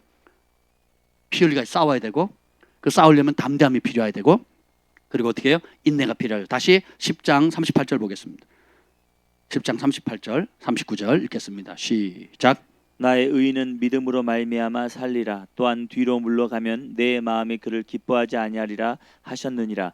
우리는 뒤로 물러가 멸망할 자가 아니요 오직 영혼을 구원함에 이르는 믿음을 가진 자니. 나의 의인은 뭘로 산다고요? 믿음. 무슨 믿음? 예수님이 우리의 대제사장이고 예수님이 주인이시다. 그리고 그분이 예비한 영광 나라가 있다. 그래서 이 믿음대로 살라. 이 땅에서 성공을 추구하는 삶이 아니고 죄의 욕구, 탐욕과 기타 여러 가지 욕심을 추구하는 삶이 아니라 다시 오실 주님을 맞이할 준비를 하라는 거예요. 그래서 믿음대로 살지 않으면 어떻게 돼요? 뒤로 물러나게 돼요. 뒤로 물러나면 내 마음이, 하나님의 마음이 그를 물러나는 사람, 믿음의 길을 가다가 믿음의 길이 아닌 다른 길로 물러나면 하나님이 안 기뻐하신대요. 그러면서 39절에 경고가 나옵니다. 시작. 우리는 뒤로 물러가 멸망할 자가 아니요. 아멘. 뒤로 물러가면 어떻게 돼요? 멸망한다는 거예요. 믿음의 싸움 적당히 싸우면 안 됩니다. 마귀는 우는 사자와 같이 삼키려고 하는데 우리는 스포츠로 생각해요. 우리는 적당히 해도 되는 걸로 생각합니다. 근데 성경은 뭐예요? 피 흘리기까지 싸워라. 왜 뒤로 물러나면 안 됩니까? 멸망하거든요. 믿음은 양보하면 안 됩니다. 담대함이 필요하고 경주기 때문에 단거리가 아니라 뭐예요? 장거리고 경주의 목적은 뭐예요? 완주하는 거거든요. 그래서 인내가 필요합니다. 그 인내의 여정 가운데 연단 받으면서 그 연단을 통과할 수 있는 비결이 담대함과 인내와 믿음입니다. 그래서 우리는 뒤로는 물러가 멸망할 자가 아니요 오직 영혼 구원함에 이르는 믿음을 가진 자라. 그러니까 영혼을 구원하려면 그 영혼 구원하는 믿음은 우리가 생각하는 그냥 사인하는 게 동의하는 게 아니에요. 여기 보면 피 흘리기까지 싸워야 되죠. 그 다음에 담대함 버리지 말아야 되죠. 더 낫고 영구한 소유가 있다는 것을 마련하신 하나님이 그걸 마련하셨다는 그 하나님의 약속을 어떻게 돼요? 믿어야 되겠죠. 쉽지 않아요. 그래서 하나님께서 영적 공동체를 줬고 서로 중보하게 하셨고 예수님도 보좌 우편에서 중보하시고 성령도 말할 수 없는 탄식을 우리를 위해서 중보하시고 믿음의 형제도 서로를 위해서 중보하게 되고 이해가 되시죠? 만만치가 않습니다. 근데 오늘 다시 에스더로 돌아갈게요. 에스더에 보면 모르드게가 2장에 보면 모르드게가 우연히 이제 왕후 에스더가 이제 왕후가 됐는 그 해에 성문에 앉아 있다가 2장 21절 보십니다. 2장 21절 아주 놀라운 일을 발견합니다. 시작. 모르드게가 대궐문에 앉았을 때 문을 지키던 왕의 넷이 빅단과 테레스 두 사람이 원한을 품고 아수에로 왕을 암살하려는 음모를 꾸미는 것을 암살 계획을 우연히 알게 돼요. 에스더는 우연으로 시작해서 우연으로 끝납니다. 근데 표면적인 건 다 우연이에요. 암살 계획을 알아가지고 알립니다. 그래가지고 모르드게가 22절 시작. 모르드게가 알고 왕후 에스더에게 알리니 에스더가 모르드게의 이름으로 왕에게 아뢰는지라. 에스더가 우리 뭐 친척 누구 이렇게 얘기 안 하고 그냥 모르드게라는 사람이 알려줬다. 그래가지고 23절에 조사해서 물증이 나왔어요. 두 사람을 나무에 달고 그러니까 왕의 목숨을 노렸던 사람을 구해줬잖아요. 그 일을 왕의 궁중일기에 기록해요. 이야 이제 풀린 거 아니겠습니까? 이 고대 사회에 왕을 암살자를 알려줘가지고 그죠? 요즘 경제 그 세금 탈루하는 사람들 신고하면 뭐 큰 돈을 이제 누가 주잖아요. 국가에서 주잖아요. 그죠? 조세 탈루한 사람들 신고하면 또 간첩 신고해도 뭐 그러잖아요. 근데 이게 황제를 암살할 사람도 알려줬는데 기록까지 했으니 상을 받아야 돼요, 안 받아야 돼요? 받아야 되는데 상 얘기가 나와요, 안 나와요? 안 나와요. 여러분이 하나님 안에서 주님의 믿음을 지키며 나아가다가 선한 일을 할 때에 즉각적인 보상이 안 이루어질 때가 종종 있습니다. 그렇게 기도하고 중보하고 헌신하고 희생하고 섬기고, 암살자를 알리는 것이 만약에 그게 누명이 되면 어떻게 돼요? 그 암살 이 두 사람들이 알고 개교를 써가지고 덤탱이를 씌면 교통사고가 났는데요, 아무도 신고를 안 해요. 제가 신고했잖아요. 왜 그러냐? 괜히 연루될까봐. 그래서 그 본 사람 증인 좀 해달라고 주민등록번호 그 뭐죠? 신분증을 좀 내달라 그랬더니 아무도 안 내놓습니다. 그래서 제가 냈어요, 제가. 저녁이 되니까 연락이 오더라고요. 교통사고 증인하는 것도 싫어해 사람들이. 제가 냈어요. 저녁에 경찰서에서 연락 오더라고요. 그 결과를 제가 증인이니까 그 결과를 보내주더라고요. 이 모르드게가 한 일 여러분 쉬운 일 아닙니다, 여러분. 목숨 건 일이에요, 목숨 건 일. 자기가 만약에 위증했으면 어떻게 돼요? 그냥 가는 겁니다. 근데 보세요, 반대. 자, 궁중에 기록했죠. 3장 1절에 아주 기가 막힌 구절이 나오면 3장 1절 읽어봅시다. 시작.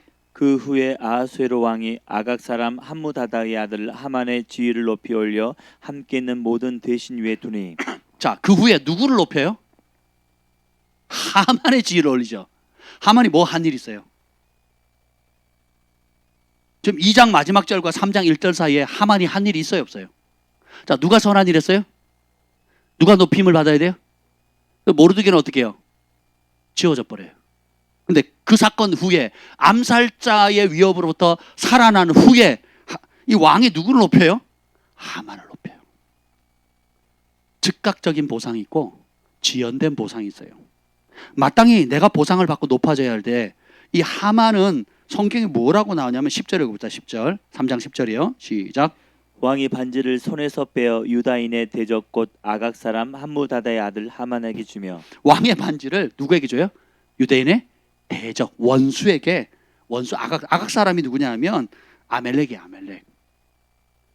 이스라엘이 출애굽했을 때 약한 자들 뒤에서 쳤던 사람. 그래서 하나님께서 출애굽기 17장 14절 16절에 보면 내가 아말렉을 없이하여 천하의 기억도 못하게 하리라. 여호와가 아말렉과 더불어 대대로 싸우리라 했거든요. 그리고 사울이 왕이 됐을 때 사무엘상 15장에 보면 아말렉을 진멸하라 그래요. 근데 진멸해요, 안 해요? 그때 살려줘요. 아각 왕과 돈이 되는 가축을 살려주거든요. 그죠? 대대로 원수가 되는. 그러니까 이미 몇백 년 전부터 600년 전부터 이스라엘 사람들하고 이 아말렉하고는 안 좋았죠.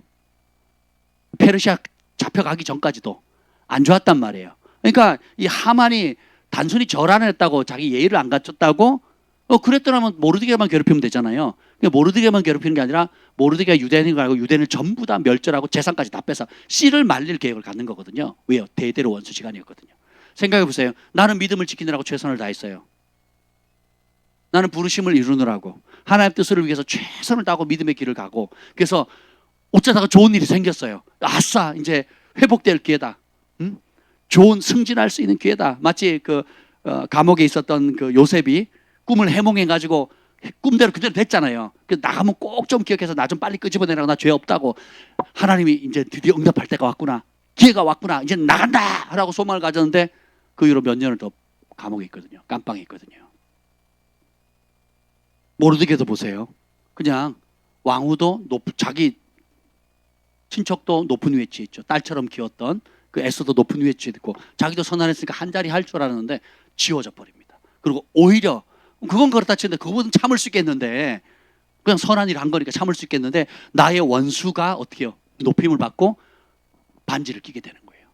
우리가 살다 보면요, 그 믿음의 기업가로서 현장에서 관례를 깨고 새로운 하나님의 법도를 세워가고 하나님 나라를 사역의 현장, 삶의 현장에 뿌리내려고 하면 나는 오히려 말씀을 지켰기 때문에 손해보고 말씀을 지켰기 때문에 어려움을 당하고 오해받고 조롱받는단 말이죠. 그리고 조롱했던 사람, 그리고 나를 이용해 먹었던 사람, 그리고 나에게 원수 같은 짓을 했던 사람이 잘 돼요. 사업도 잘 되고 높아진단 말이죠.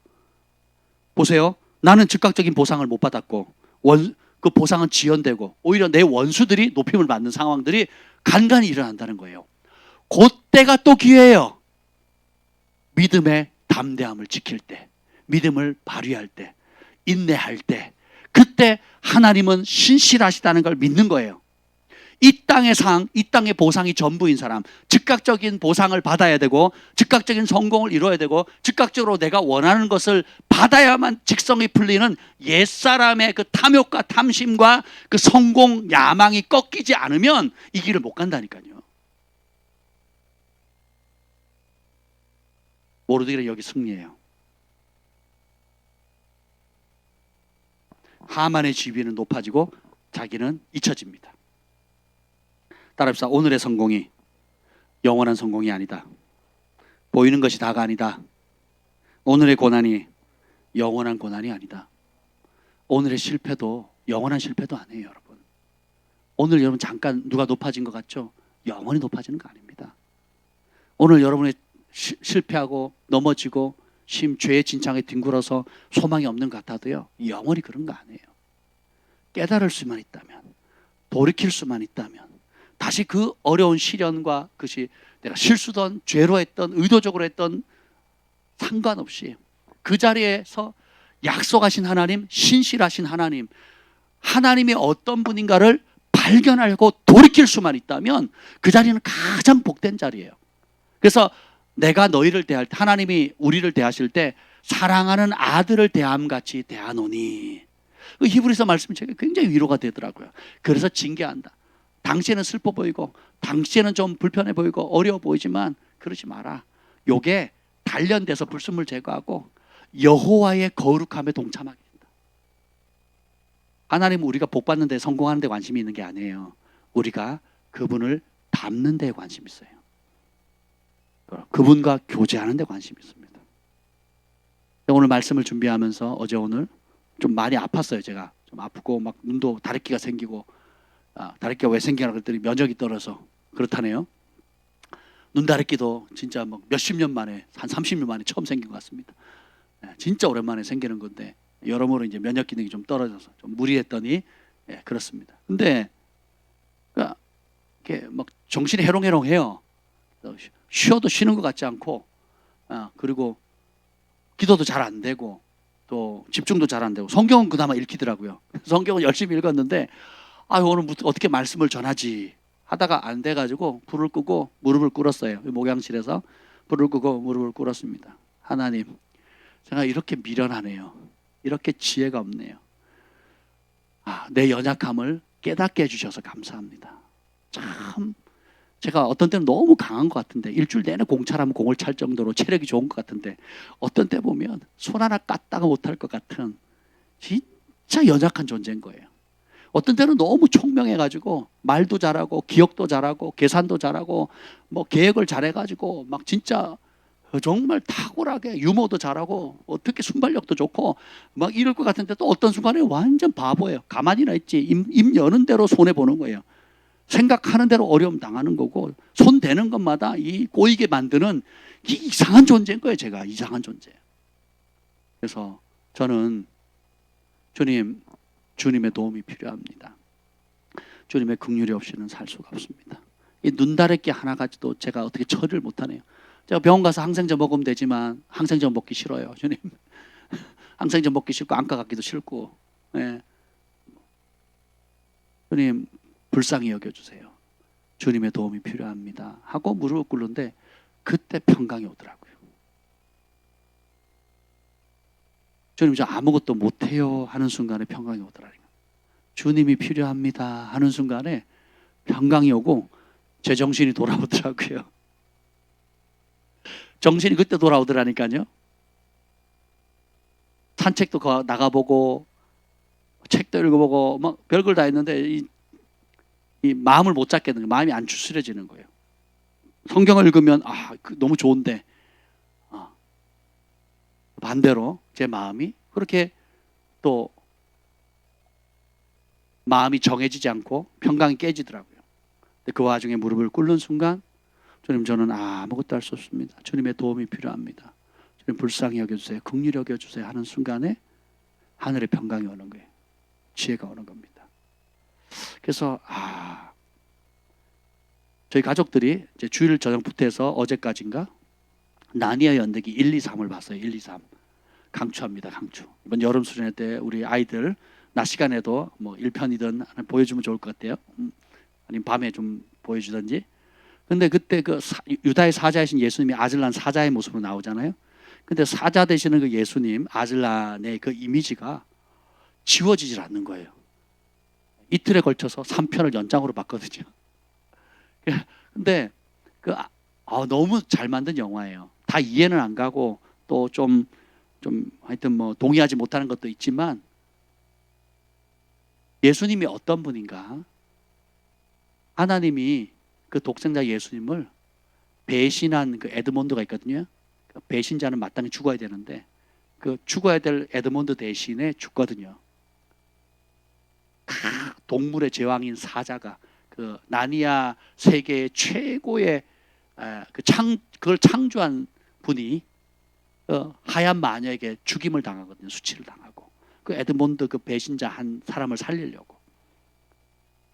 이게 우리 주님이 가장 강하신 분이 가장 약해지셨고 가장 영광스러운 분이 우리를 위해서 가장 수치를 당하셨고 가장 생명으로 충만하신 분이 죽음을 자처하시거든요. 이게 그분의 거룩함입니다. 우리를 위해서 구별되어서 스스로 가장 낮아지셨고 죽기까지 사랑하신 거.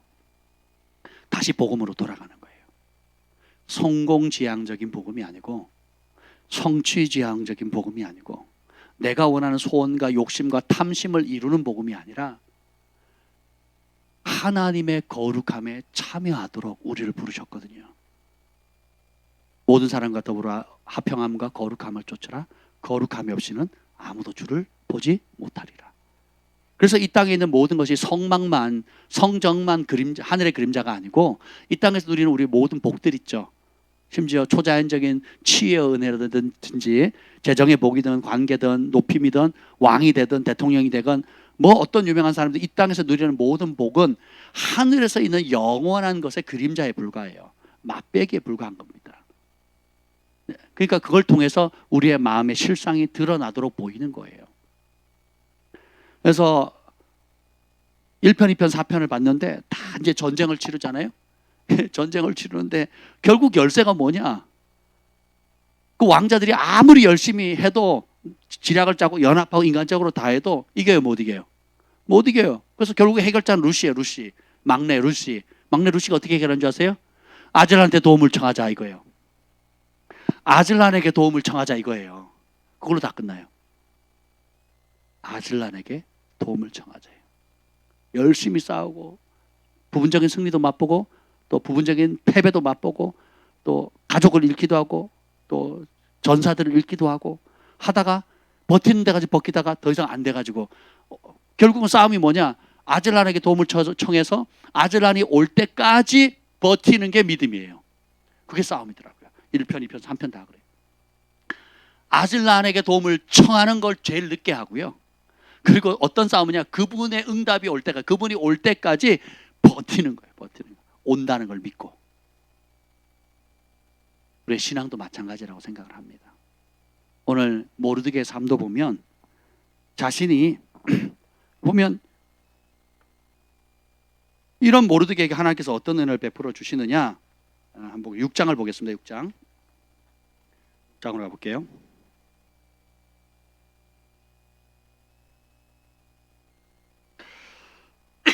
이제는 모르드게가 하만이 거의 25m 되는 장대를 높이 답니다. 다시 말하면 이 수산성에서 제일 높은 장대를 다는 거예요.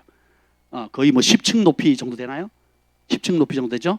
예, 2m씩 타면은 뭐 10층 더 되나요? 25m면 6층 정도, 7층? 예, 7층 정도. 그럼 제일 높은 거거든요. 이제 그렇게 다 이제 작전을 하고 왔어요. 근데 에스더와 모르드게가 뜻을 정하고 하나님께만 해답이 있다 하고 하나님께 모든 걸 걸어요. 그리고 나아갔을 때 그 은총이 있게 되고 6절에 보면 이제 그 다음날 모르드게를 죽이려고 할 그때에 그 죽기 직전 날 모르드게가 죽기 직전 날 장대에 하만이 만든 장대에 매달리기 전날 6장 1절 읽어보겠습니다. 시작. 그날 밤에 왕이 잠이 오지 아니하므로 명령하여 역대일기를 가져다가 자기 앞에서 읽히더니 여러분 잠이 안 오면 조선왕조실록 읽고 뭐 그러죠. 잠이 안 오면 이 남자가, 이 왕은 술을 좋아하고 쾌락을 좋아하는 남자예요. 아주 무서운 독재자입니다. 백성들은 안중도 없어요. 오로지 자기 정권의 야욕에 관심 있는 사람인데 그날 밤 왕이 잠이 안 와. 야, 하나님 사랑하는 자에게 잠 준다 그랬잖아요. 확실히 안 사랑하는 분인가 봐. 그래서 잠이 안 오게 만들었어요. 잠이 안 오게 만들어서 명령을 합니다. 권면하는 것도 아니에요. 명령을 해서 뭐라 그래요? 역대일기 가져와라. 자기 앞에서 읽혔어요. 그랬더니 2절, 그 속에 기록하기를 문을 지키던 왕의 두 넷이 빅다나와 데레스가 아수에로 왕을 암살하려는 음모를 모르드게가 고발하였다 하였는지라. 이 사건이 언제 전인 줄 아세요? 5년 전입니다. 5년 전. 5년 전인데 하필이면 모르드게가 높은 장, 하만이 만든 25m 되는 그 장대에 달리기 전날 하나님이 우연히 왕의 잠을 안 재워가지고 역대 일기를 읽게 만드는 거예요. 우연이에요? 하나님의 역사입니까? 계속 에스더는 우연의 역사가 반복됩니다. 그래서 3절, 왕이 이르되 이 일에 대하여 무슨 존귀와 관작을 모르드게에게 베풀었느냐 하니 측근 신하들이 대답하되 아무것도 베풀지 아니하였나이다 하니라. 아무것도 베풀지 않았다. 이것도 기가 막힌 거예요. 그때 5년 전에 베풀었으면 어떻게 됐겠어요? 아무 일 없었겠죠. 이미 상 받았으니까.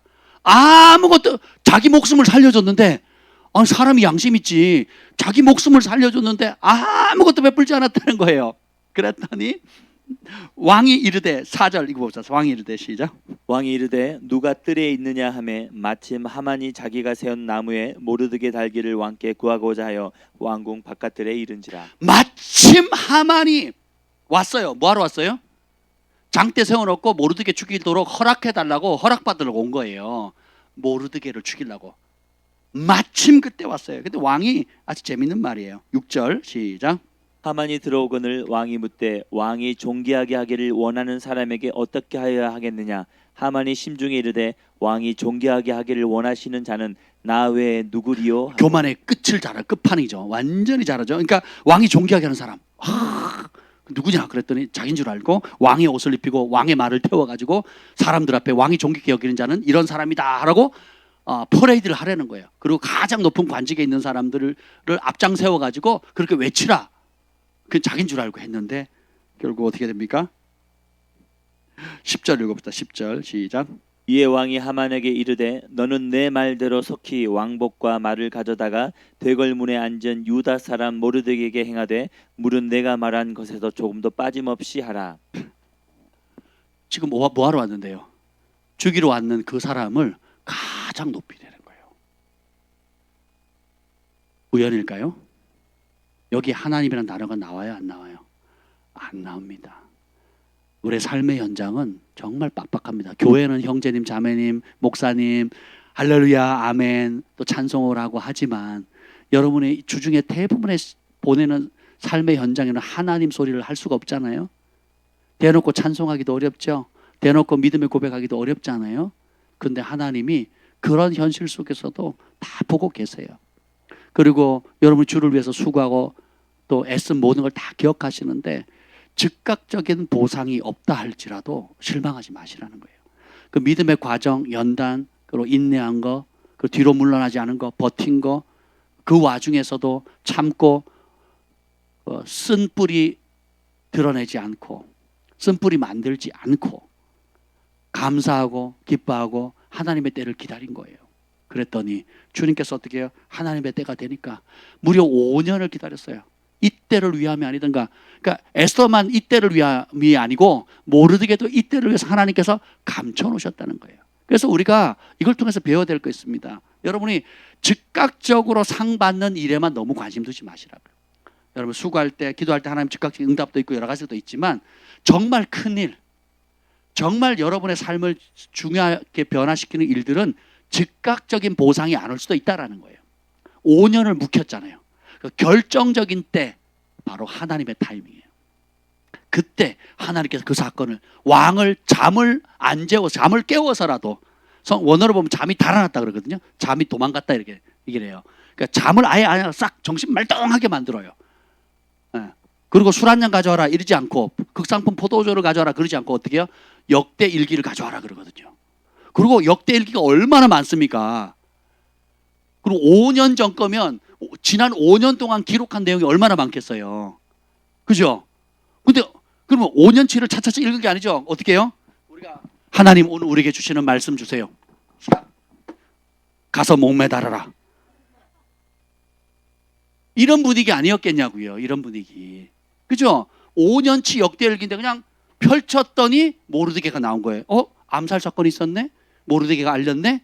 근데 상을 안 줬네? 보이지 않는 하나님이 놀라운 은혜로 보이도록 역사하시는 거예요.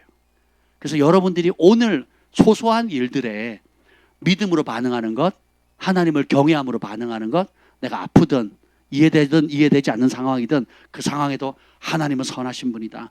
가장 좋으신 것을 나에게 주시는 분이다. 하나님은 신실하신 분이다. 살아계신 분이다. 이 상황에서 나에게 믿음을 요구하시고, 이 상황에서 내가 젖먹이처럼 다고다고 하는 것이 아니라 지각을 사용하여 연단을 받아 선악을 분별함으로 장성한 자의 반열로 주님께서 나를 훈련시키는 것이나, 이렇게 생각하셔야 돼요. 그게 믿음입니다. 이전처럼 재정이 없을 때 있죠. 이전처럼 건강하지 않을 때 있죠. 이전처럼 내 몸의 상태가 안 좋을 때가 있죠. 이전처럼 관계가 안 좋을 때가 있고, 이전처럼 내가 원하는 뜻대로 안 될 때가 있어요. 그때가 바로 주님을 바라볼 때입니다. 더더욱 주님을 바라볼 때예요. 요셉이 억울하면 억울하고 누명을 쓰면 쓸수록 더 하나님 앞에 경외함을 보이거든요. 다윗이 누명을 쓰고 쫓기고 원수를 갚을 기회가 있었고 있고 왕을 죽일 기회가 여러 번 있어도 어떻게 해요? 그 상황이 어떻게 돼요? 혈과 육으로 반응하지 않고 하나님의 경외함으로 말씀을 쫓아서 하나님의 기름 부음 받은 종을 해하지 말라. 원수 갚는 것은 내게 있으니 내게 맡겨라 하는 그 약속의 말씀을 잡잖아요. 그래서 내 손에 피 묻히지 않고. 다윗이 얼마나 많은 피를 흘렸습니까? 그 피 때문에 성전도 못 지었잖아요. 근데 보세요. 그냥 흘린 게 아니에요. 법을 따라 했어요. 원수의 싸움에서는 했지만 하나님의 기름 부음 받은 종은 손을 대지 않습니다. 그게 하나님을 경외함이고 구별이에요. 세상의 방식, 관례, 이전에 했던 방식, 옛 방식, 이 관례거든요. 그대로 하면 구별된 게 아니에요. 그대로 하면 거룩한 삶이 아닌 거예요. 근데 그 관례를 깨고 하나님의 말씀을 따라 목숨을 거는 겁니다. 그러니까 어떻게 해요? 구별되죠. 그걸 지켜나가니까 연단받죠. 그죠? 그러면서 현실과 충돌이 올 때 죄와 싸우되 피 흘리기까지 싸우는 거예요. 죽으면 죽으리다. 여기서 피 흘리면 순교를 얘기하는 거거든요. 죽기까지 싸우는 겁니다. 하나님 말씀 때문에. 저에게는 그런 분들이 많습니다. 그 길을 결단하셨고 그 길을 달려가는 분들이 많아요. 굉장히 자랑스러워요. 네, 뒤로 물러나시면 안 됩니다. 끝까지 나의 의는 믿음으로 살리라. 뒤로 물러나면 나의 마음이 그를 기뻐하지 않을 것이라. 우리는 뒤로 물러나 멸망할 자가 아니고 영혼 구원함을 받는 믿는 자다. 아멘. 인내가 필요하고 담대함이 필요합니다. 그러면 보이지 않는, 도저히 이 상황, 여러분이 살고 있는 삶의 현장 속에 교회에서는 하나님이 왠지 계실 것 같고, 목사님하고 만나면 하나님이 동행하시는 것 같고, 성도들하고 같이 있으면 찬양하고 예배하면 하나님이 있을 것 같은데, 내가 늘 시간 보내는 삶의 치열한 현장 속에서, 또 가정에서는 없을 것 같은 그런 상황에서도 여러분이 교회에서 가장 임재가 깊을 때 느끼는 그 하나님이나 가장 없을 것 같은 세상 속에서도 하나님은 동일하게 역사하고 계시다는 거예요. 그 믿음을 키우는 것, 그 믿음을 발휘할 때 진짜 믿음이 되는 거예요. 그래서 담대함이 필요하고, 그래서 지속할 수 있는 인내가 필요하고, 끝까지 그 길을 완주해야 됩니다.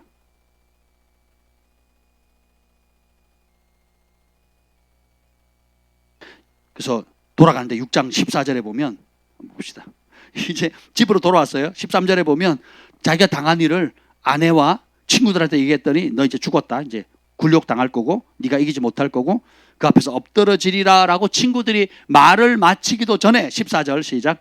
아직 말이 그치지 아니하여서 왕의 내시들이 이르러 하만을 데리고 에스더가 베푼 잔치에 빨리 나아가니라. 에스더가 베푼 잔치에 두 번째 잔치거든요. 첫날 잔치 끝나고 두 번째 잔치에 이제 또 오라는 거죠. 그러니까 얼떨결에 막 정신없이 간 거예요. 정신없이 갔는데 이제 에스더가 소원이 뭐냐 그랬더니 그때 얘기하죠. 3절에 보면 내 생명을 내게 주시고 내 요구대로 내 민족을 내게 주셔서 하면서 얘기를 합니다. 그래서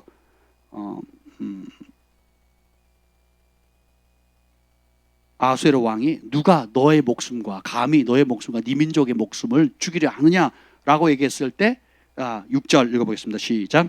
에스더가 이르되 대적과 원수는 이 악한 하만이니이다 하니 하만이 왕과 왕후 앞에서 두려워하거늘. 충격받은 거예요. 왕도 충격받고 하만도 충격받는 거예요. 아니 이 최고의 사람이 나를 내 왕후를 죽이려고 해? 왕후를 죽인다는 건 누굴 죽인다는 거예요? 왕을 죽인다는 뜻이거든요. 충격받은 거예요. 여러분 우리 김 목사님 건드리면 누구를 건드린다는 거예요? 이해가 잘한가요? 여러분이 다니엘을 건들면 누굴 건든 겁니까? 네? 예. 정 목사님과 우리 한나 사모님 그 순간 바뀌어요. 암콤과 암사자가 돼버려요. 여러분 자식이나 가족이나 아내를 건드린다는 것은 그 가장을 건드린 거하고 똑같거든요. 반대로 선대하면 그래서 여러분 친구 절친한 친구 자녀들이 용돈 드리고 선물 드려 보내요. 맛있는 거 사면서 보내잖아요. 왜냐하면 그 아이들에게 잘하는 것이 그 친구에게 잘하는 거기 때문에 반대로 그 아이를 함부로 하는 것이 그 친구에게 함부로 하는 거잖아요. 하물며 왕후를 죽이려고 했으니 충격받아가지고 이거 어떻게 할까? 그 자기도 감정 수습이 안 되는 거예요. 잠깐 자리를 비웠어요. 그랬더니 하만이 왕후가 에스더가 앉아있던 그 자리에 걸상에 제발 살려달라고 걸상에서 붙잡고 비는 그 순간에 또 누가 들어와요? 마침 그때 또 8절 읽어봅시다. 왕이 후원으로부터 잔치 자리에 돌아오니 하만이 에스더가 앉은 걸상 위에 엎드렸거늘. 자 보세요. 나갔다가 들어왔는데 하필 그때 살려달라고 하는 그때에 싹 들어와요. 걸상에 왕후가 그랬더니 왕이 뭐라고 해석해요? 계속 읽어봅시다. 왕이 이르되 저가 공중 내 앞에서 왕후를 강간까지 하고자 하는가 하니 이 말이 왕의 입에서 나오매 무리가 하만의 얼굴을 싸더라. 자 보세요. 기가 막히죠. 왕이 유배를 보낼까 아직 결정을 안 했어요. 그래도 제일 믿던 신하인데 반지까지 줬으니까 자기가 줬잖아요. 자기하고도 관련 있잖아요. 그래서 아직 결정을 못하고 어떡하지 좀 흥분을 시키고 왔는데 더 불을 지른 거죠. 그래서 비는 장면으로 본 게 아니라 겁탈하는 장면으로 해석하게 만든 거죠. 보이지 않는 하나님의 손인 거다. 그래서 어떻게 됩니까? 얼굴을 뒤집어 씌웠다는 건 뭐냐면 사형수들에게 이제 더 뒤집어 씌우는 거거든요. 그래서 하만이 모르드게를 죽이려고 하는 그 장대에 자기가 매달려 죽죠. 따라서 해봅시다. 우연은 없다. 거기서 끝나는 게 아니에요. 얼굴을 쌌는데 9절 이제까지 내시들이 가만히 있다가 또 결정타를 한번 최후 결정타를 날립니다. 9절 시작. 왕을 모신 내시 중에 하르보나가 왕에게 아르되 왕을 위하여 충성된 말로 고발한 모르드게를 달고자 하여 하만이 높이가 50규빗 되는 나무를 준비하였는데 이제 그 나무가 하만의 집에 섰나이다. 왕이 이르되 하만을 그 나무에 달라 하매. 아멘. 자, 내시가 왕을 위하여 충성된 말로 고발한 모르드게를 달고자 하여 하만이 높이 25m 되는 나무를 준비했다. 그 나무가 하만의 집에 있다. 하필이면 이때 내시가 얘기를 해요. 그죠? 그 전에 알았을까요? 몰랐을까요? 알았겠죠. 가만히 있다가 부득이 봐가지고 아직도 지금 결론이 안 났어요. 입을 이제 얼굴을 뒤집어 썼는데 딱 그 순간 어떻게 돼요? 장대 만들었다. 모르드게를 위해서 사형틀을 만들었다. 그랬더니 잘 됐다. 하만 거기다 달어. 이제 이렇게 된 거예요. 그리고 하만의 집을 에스더에게 주고 관리를 모르드게에게 맡기고 그리고 높이십니다. 그리고 나머지 더 중요한 얘기들은 또 다음에 기회가 있으면 나누겠지만 오늘 포인트는 이것입니다. 따라합시다. 내가 원하는 시간, 하나님의 시간. 내가 원하는 시간은 내가 실망할 수도 있고 암담할 수도 있어요. 근데 이 역사의 주인공은 하나님이세요. 에스더 전체에 하나님이라는 단어가 단 한 번도 등장하지 않지만 하나님의 보이지 않는 손길은 그 어떤 영적인 경험을 했던 사람들보다 더 강력한 하나님의 역사적 개입이 있어요. 왕의 마음을 움직이고 내시의 마음을 움직이고 모든 하나님을 경외하는 주변 사람들의 마음을 움직이고 심지어 원수의 마음까지도 움직이죠. 마음을 만드신 분이 누구예요? 그 마음을 움직일 수 있는 분도 하나님이에요. 그래서 잠언전도서에 보면 하나님께서는 왕의 마음을 봇물처럼 움직이신다 그랬거든요. 논두렁에 가면 여러분 시골 가시면 알 겁니다. 논에 물을 받죠. 그래서 위에서 아래로 산에 있으면 물을 이렇게 받는데 그 농사 짓는 분들이 물을 가둬뒀다가 이제 물기를 트면 그 아래에 물이 흘러서 가두면 그리고 닫아버리면 흘러내리질 않거든요. 그것처럼 농부가 원하는 대로 물기를 터서 물을 대거든요.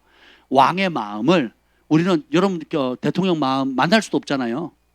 그렇죠? 근데 하나님은 하나님을 경외하는 자, 기도와 또 하나님의 섭리를 따라서 언제든지 왕의 마음이랄지라도 그것을 움직이게 만든다는 거예요. 실제로 역사상 가운데 중요한 결정일 때, 광주 폭동이 일어났을 때, 광주 사태 일어났을 때 김일성이 죽기 직전까지 황장엽 씨가 그 얘기를 했어요. 황장엽 씨가 뭔 얘기를 했냐면, 황장엽 씨가 김일성 2인자잖아요. 김일성 주체 사상을 만든 사람이거든요. 남쪽에 고정 간첩이 5만 명 있다고 얘기를 했어요. 북한의 제2인자가. 근데 그 김일성이가 두고두고 후회하는 게 뭔지 아세요? 광주 사태 일어났을 때 그때 밀고 내려왔었는데 밀고 내려오지 않은 거. 다 내려가자 그랬는데 괜히 가기 싫더래요. 괜히 가기 싫더래요. 갔으면 쓸어버린 거거든요. 그걸 두고두고 후회한다는 거죠. 근데 그걸 못 움직이게 했던, 그 마음을 닿게 만들었던 게 누굴까요?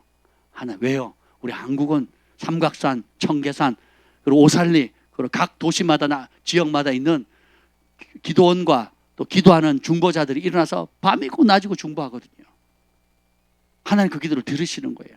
우리가 하는 기도가 아무것도 아닌 것 같아도, 우리가 늘 하는 것 같고 그냥 습관적으로 하는 것 같지만, 그 기도가 전국에서 각 도시별로 어린아이부터 어르신들의 일까지 모두가 올려드는 그 기도, 북한을 위해서, 나라를 위해서, 교회를 위해서, 지도자들을 위해서 날마다 올려는 기도가 우리 눈에는 보이진 않지만 하나님 그걸 기도의 대접에 다 받으시고, 적절한 때에, 필요한 때에, 우리 눈에는 즉각 응답이나 즉각 보상이 안 된다 할지라도 하나님 그걸 받으시고 하나님의 때에 하나님의 방법으로 더 멋지게 이뤄가시는 분이라는 거예요.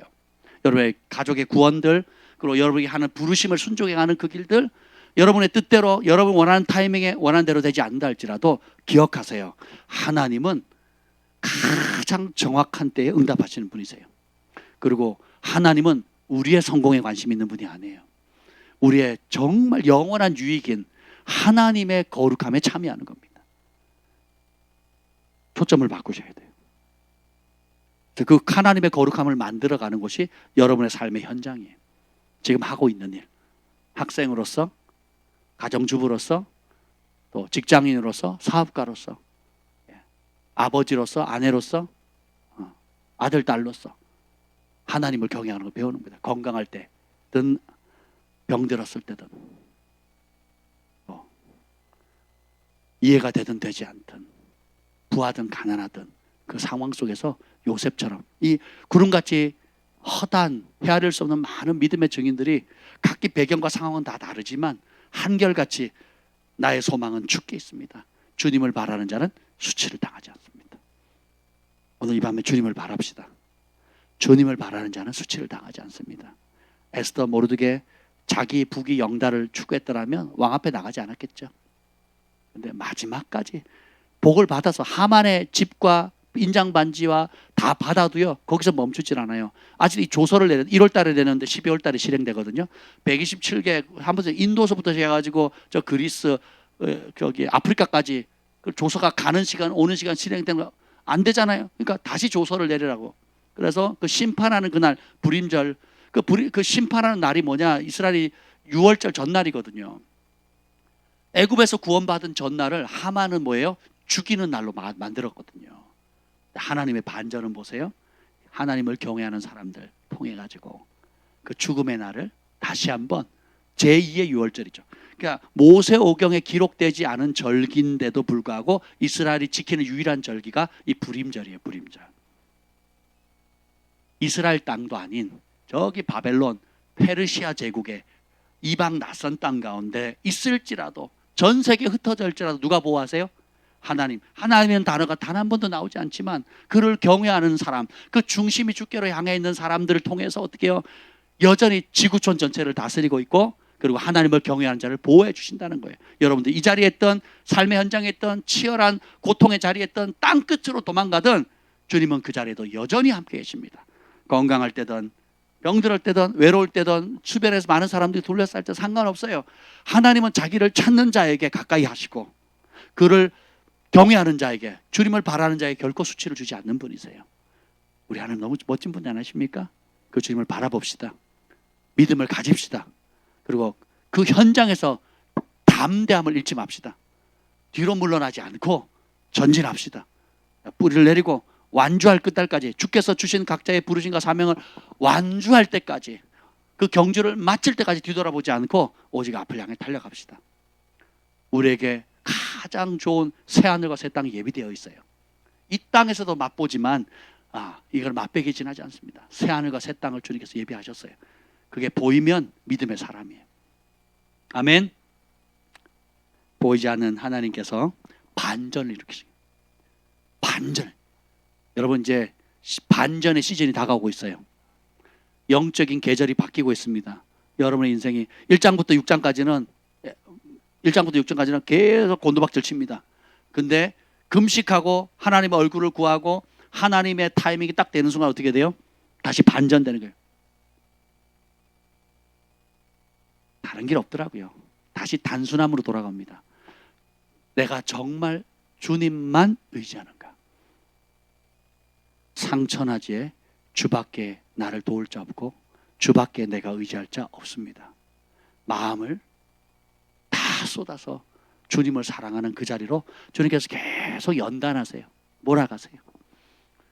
뜻을 정하지 않은 사람에겐 결단할 수 있는 용기를 주시고, 결단한 사람은 삶의 현장에서 그렇게 살아낼 수 있도록 단련시켜 주시고, 그리고 나는 결단했지만 아직 내가 인식하든 인식하지 못했던 내 안에 있는 주께로부터 나오지 않은 불순물들을 삶의 상황 속에서 드러내시고, 그걸 계속 정리해서 순결한 신부로 점검같이 우리를 만들어 가시는 겁니다. 이게 하나님의 지혜예요.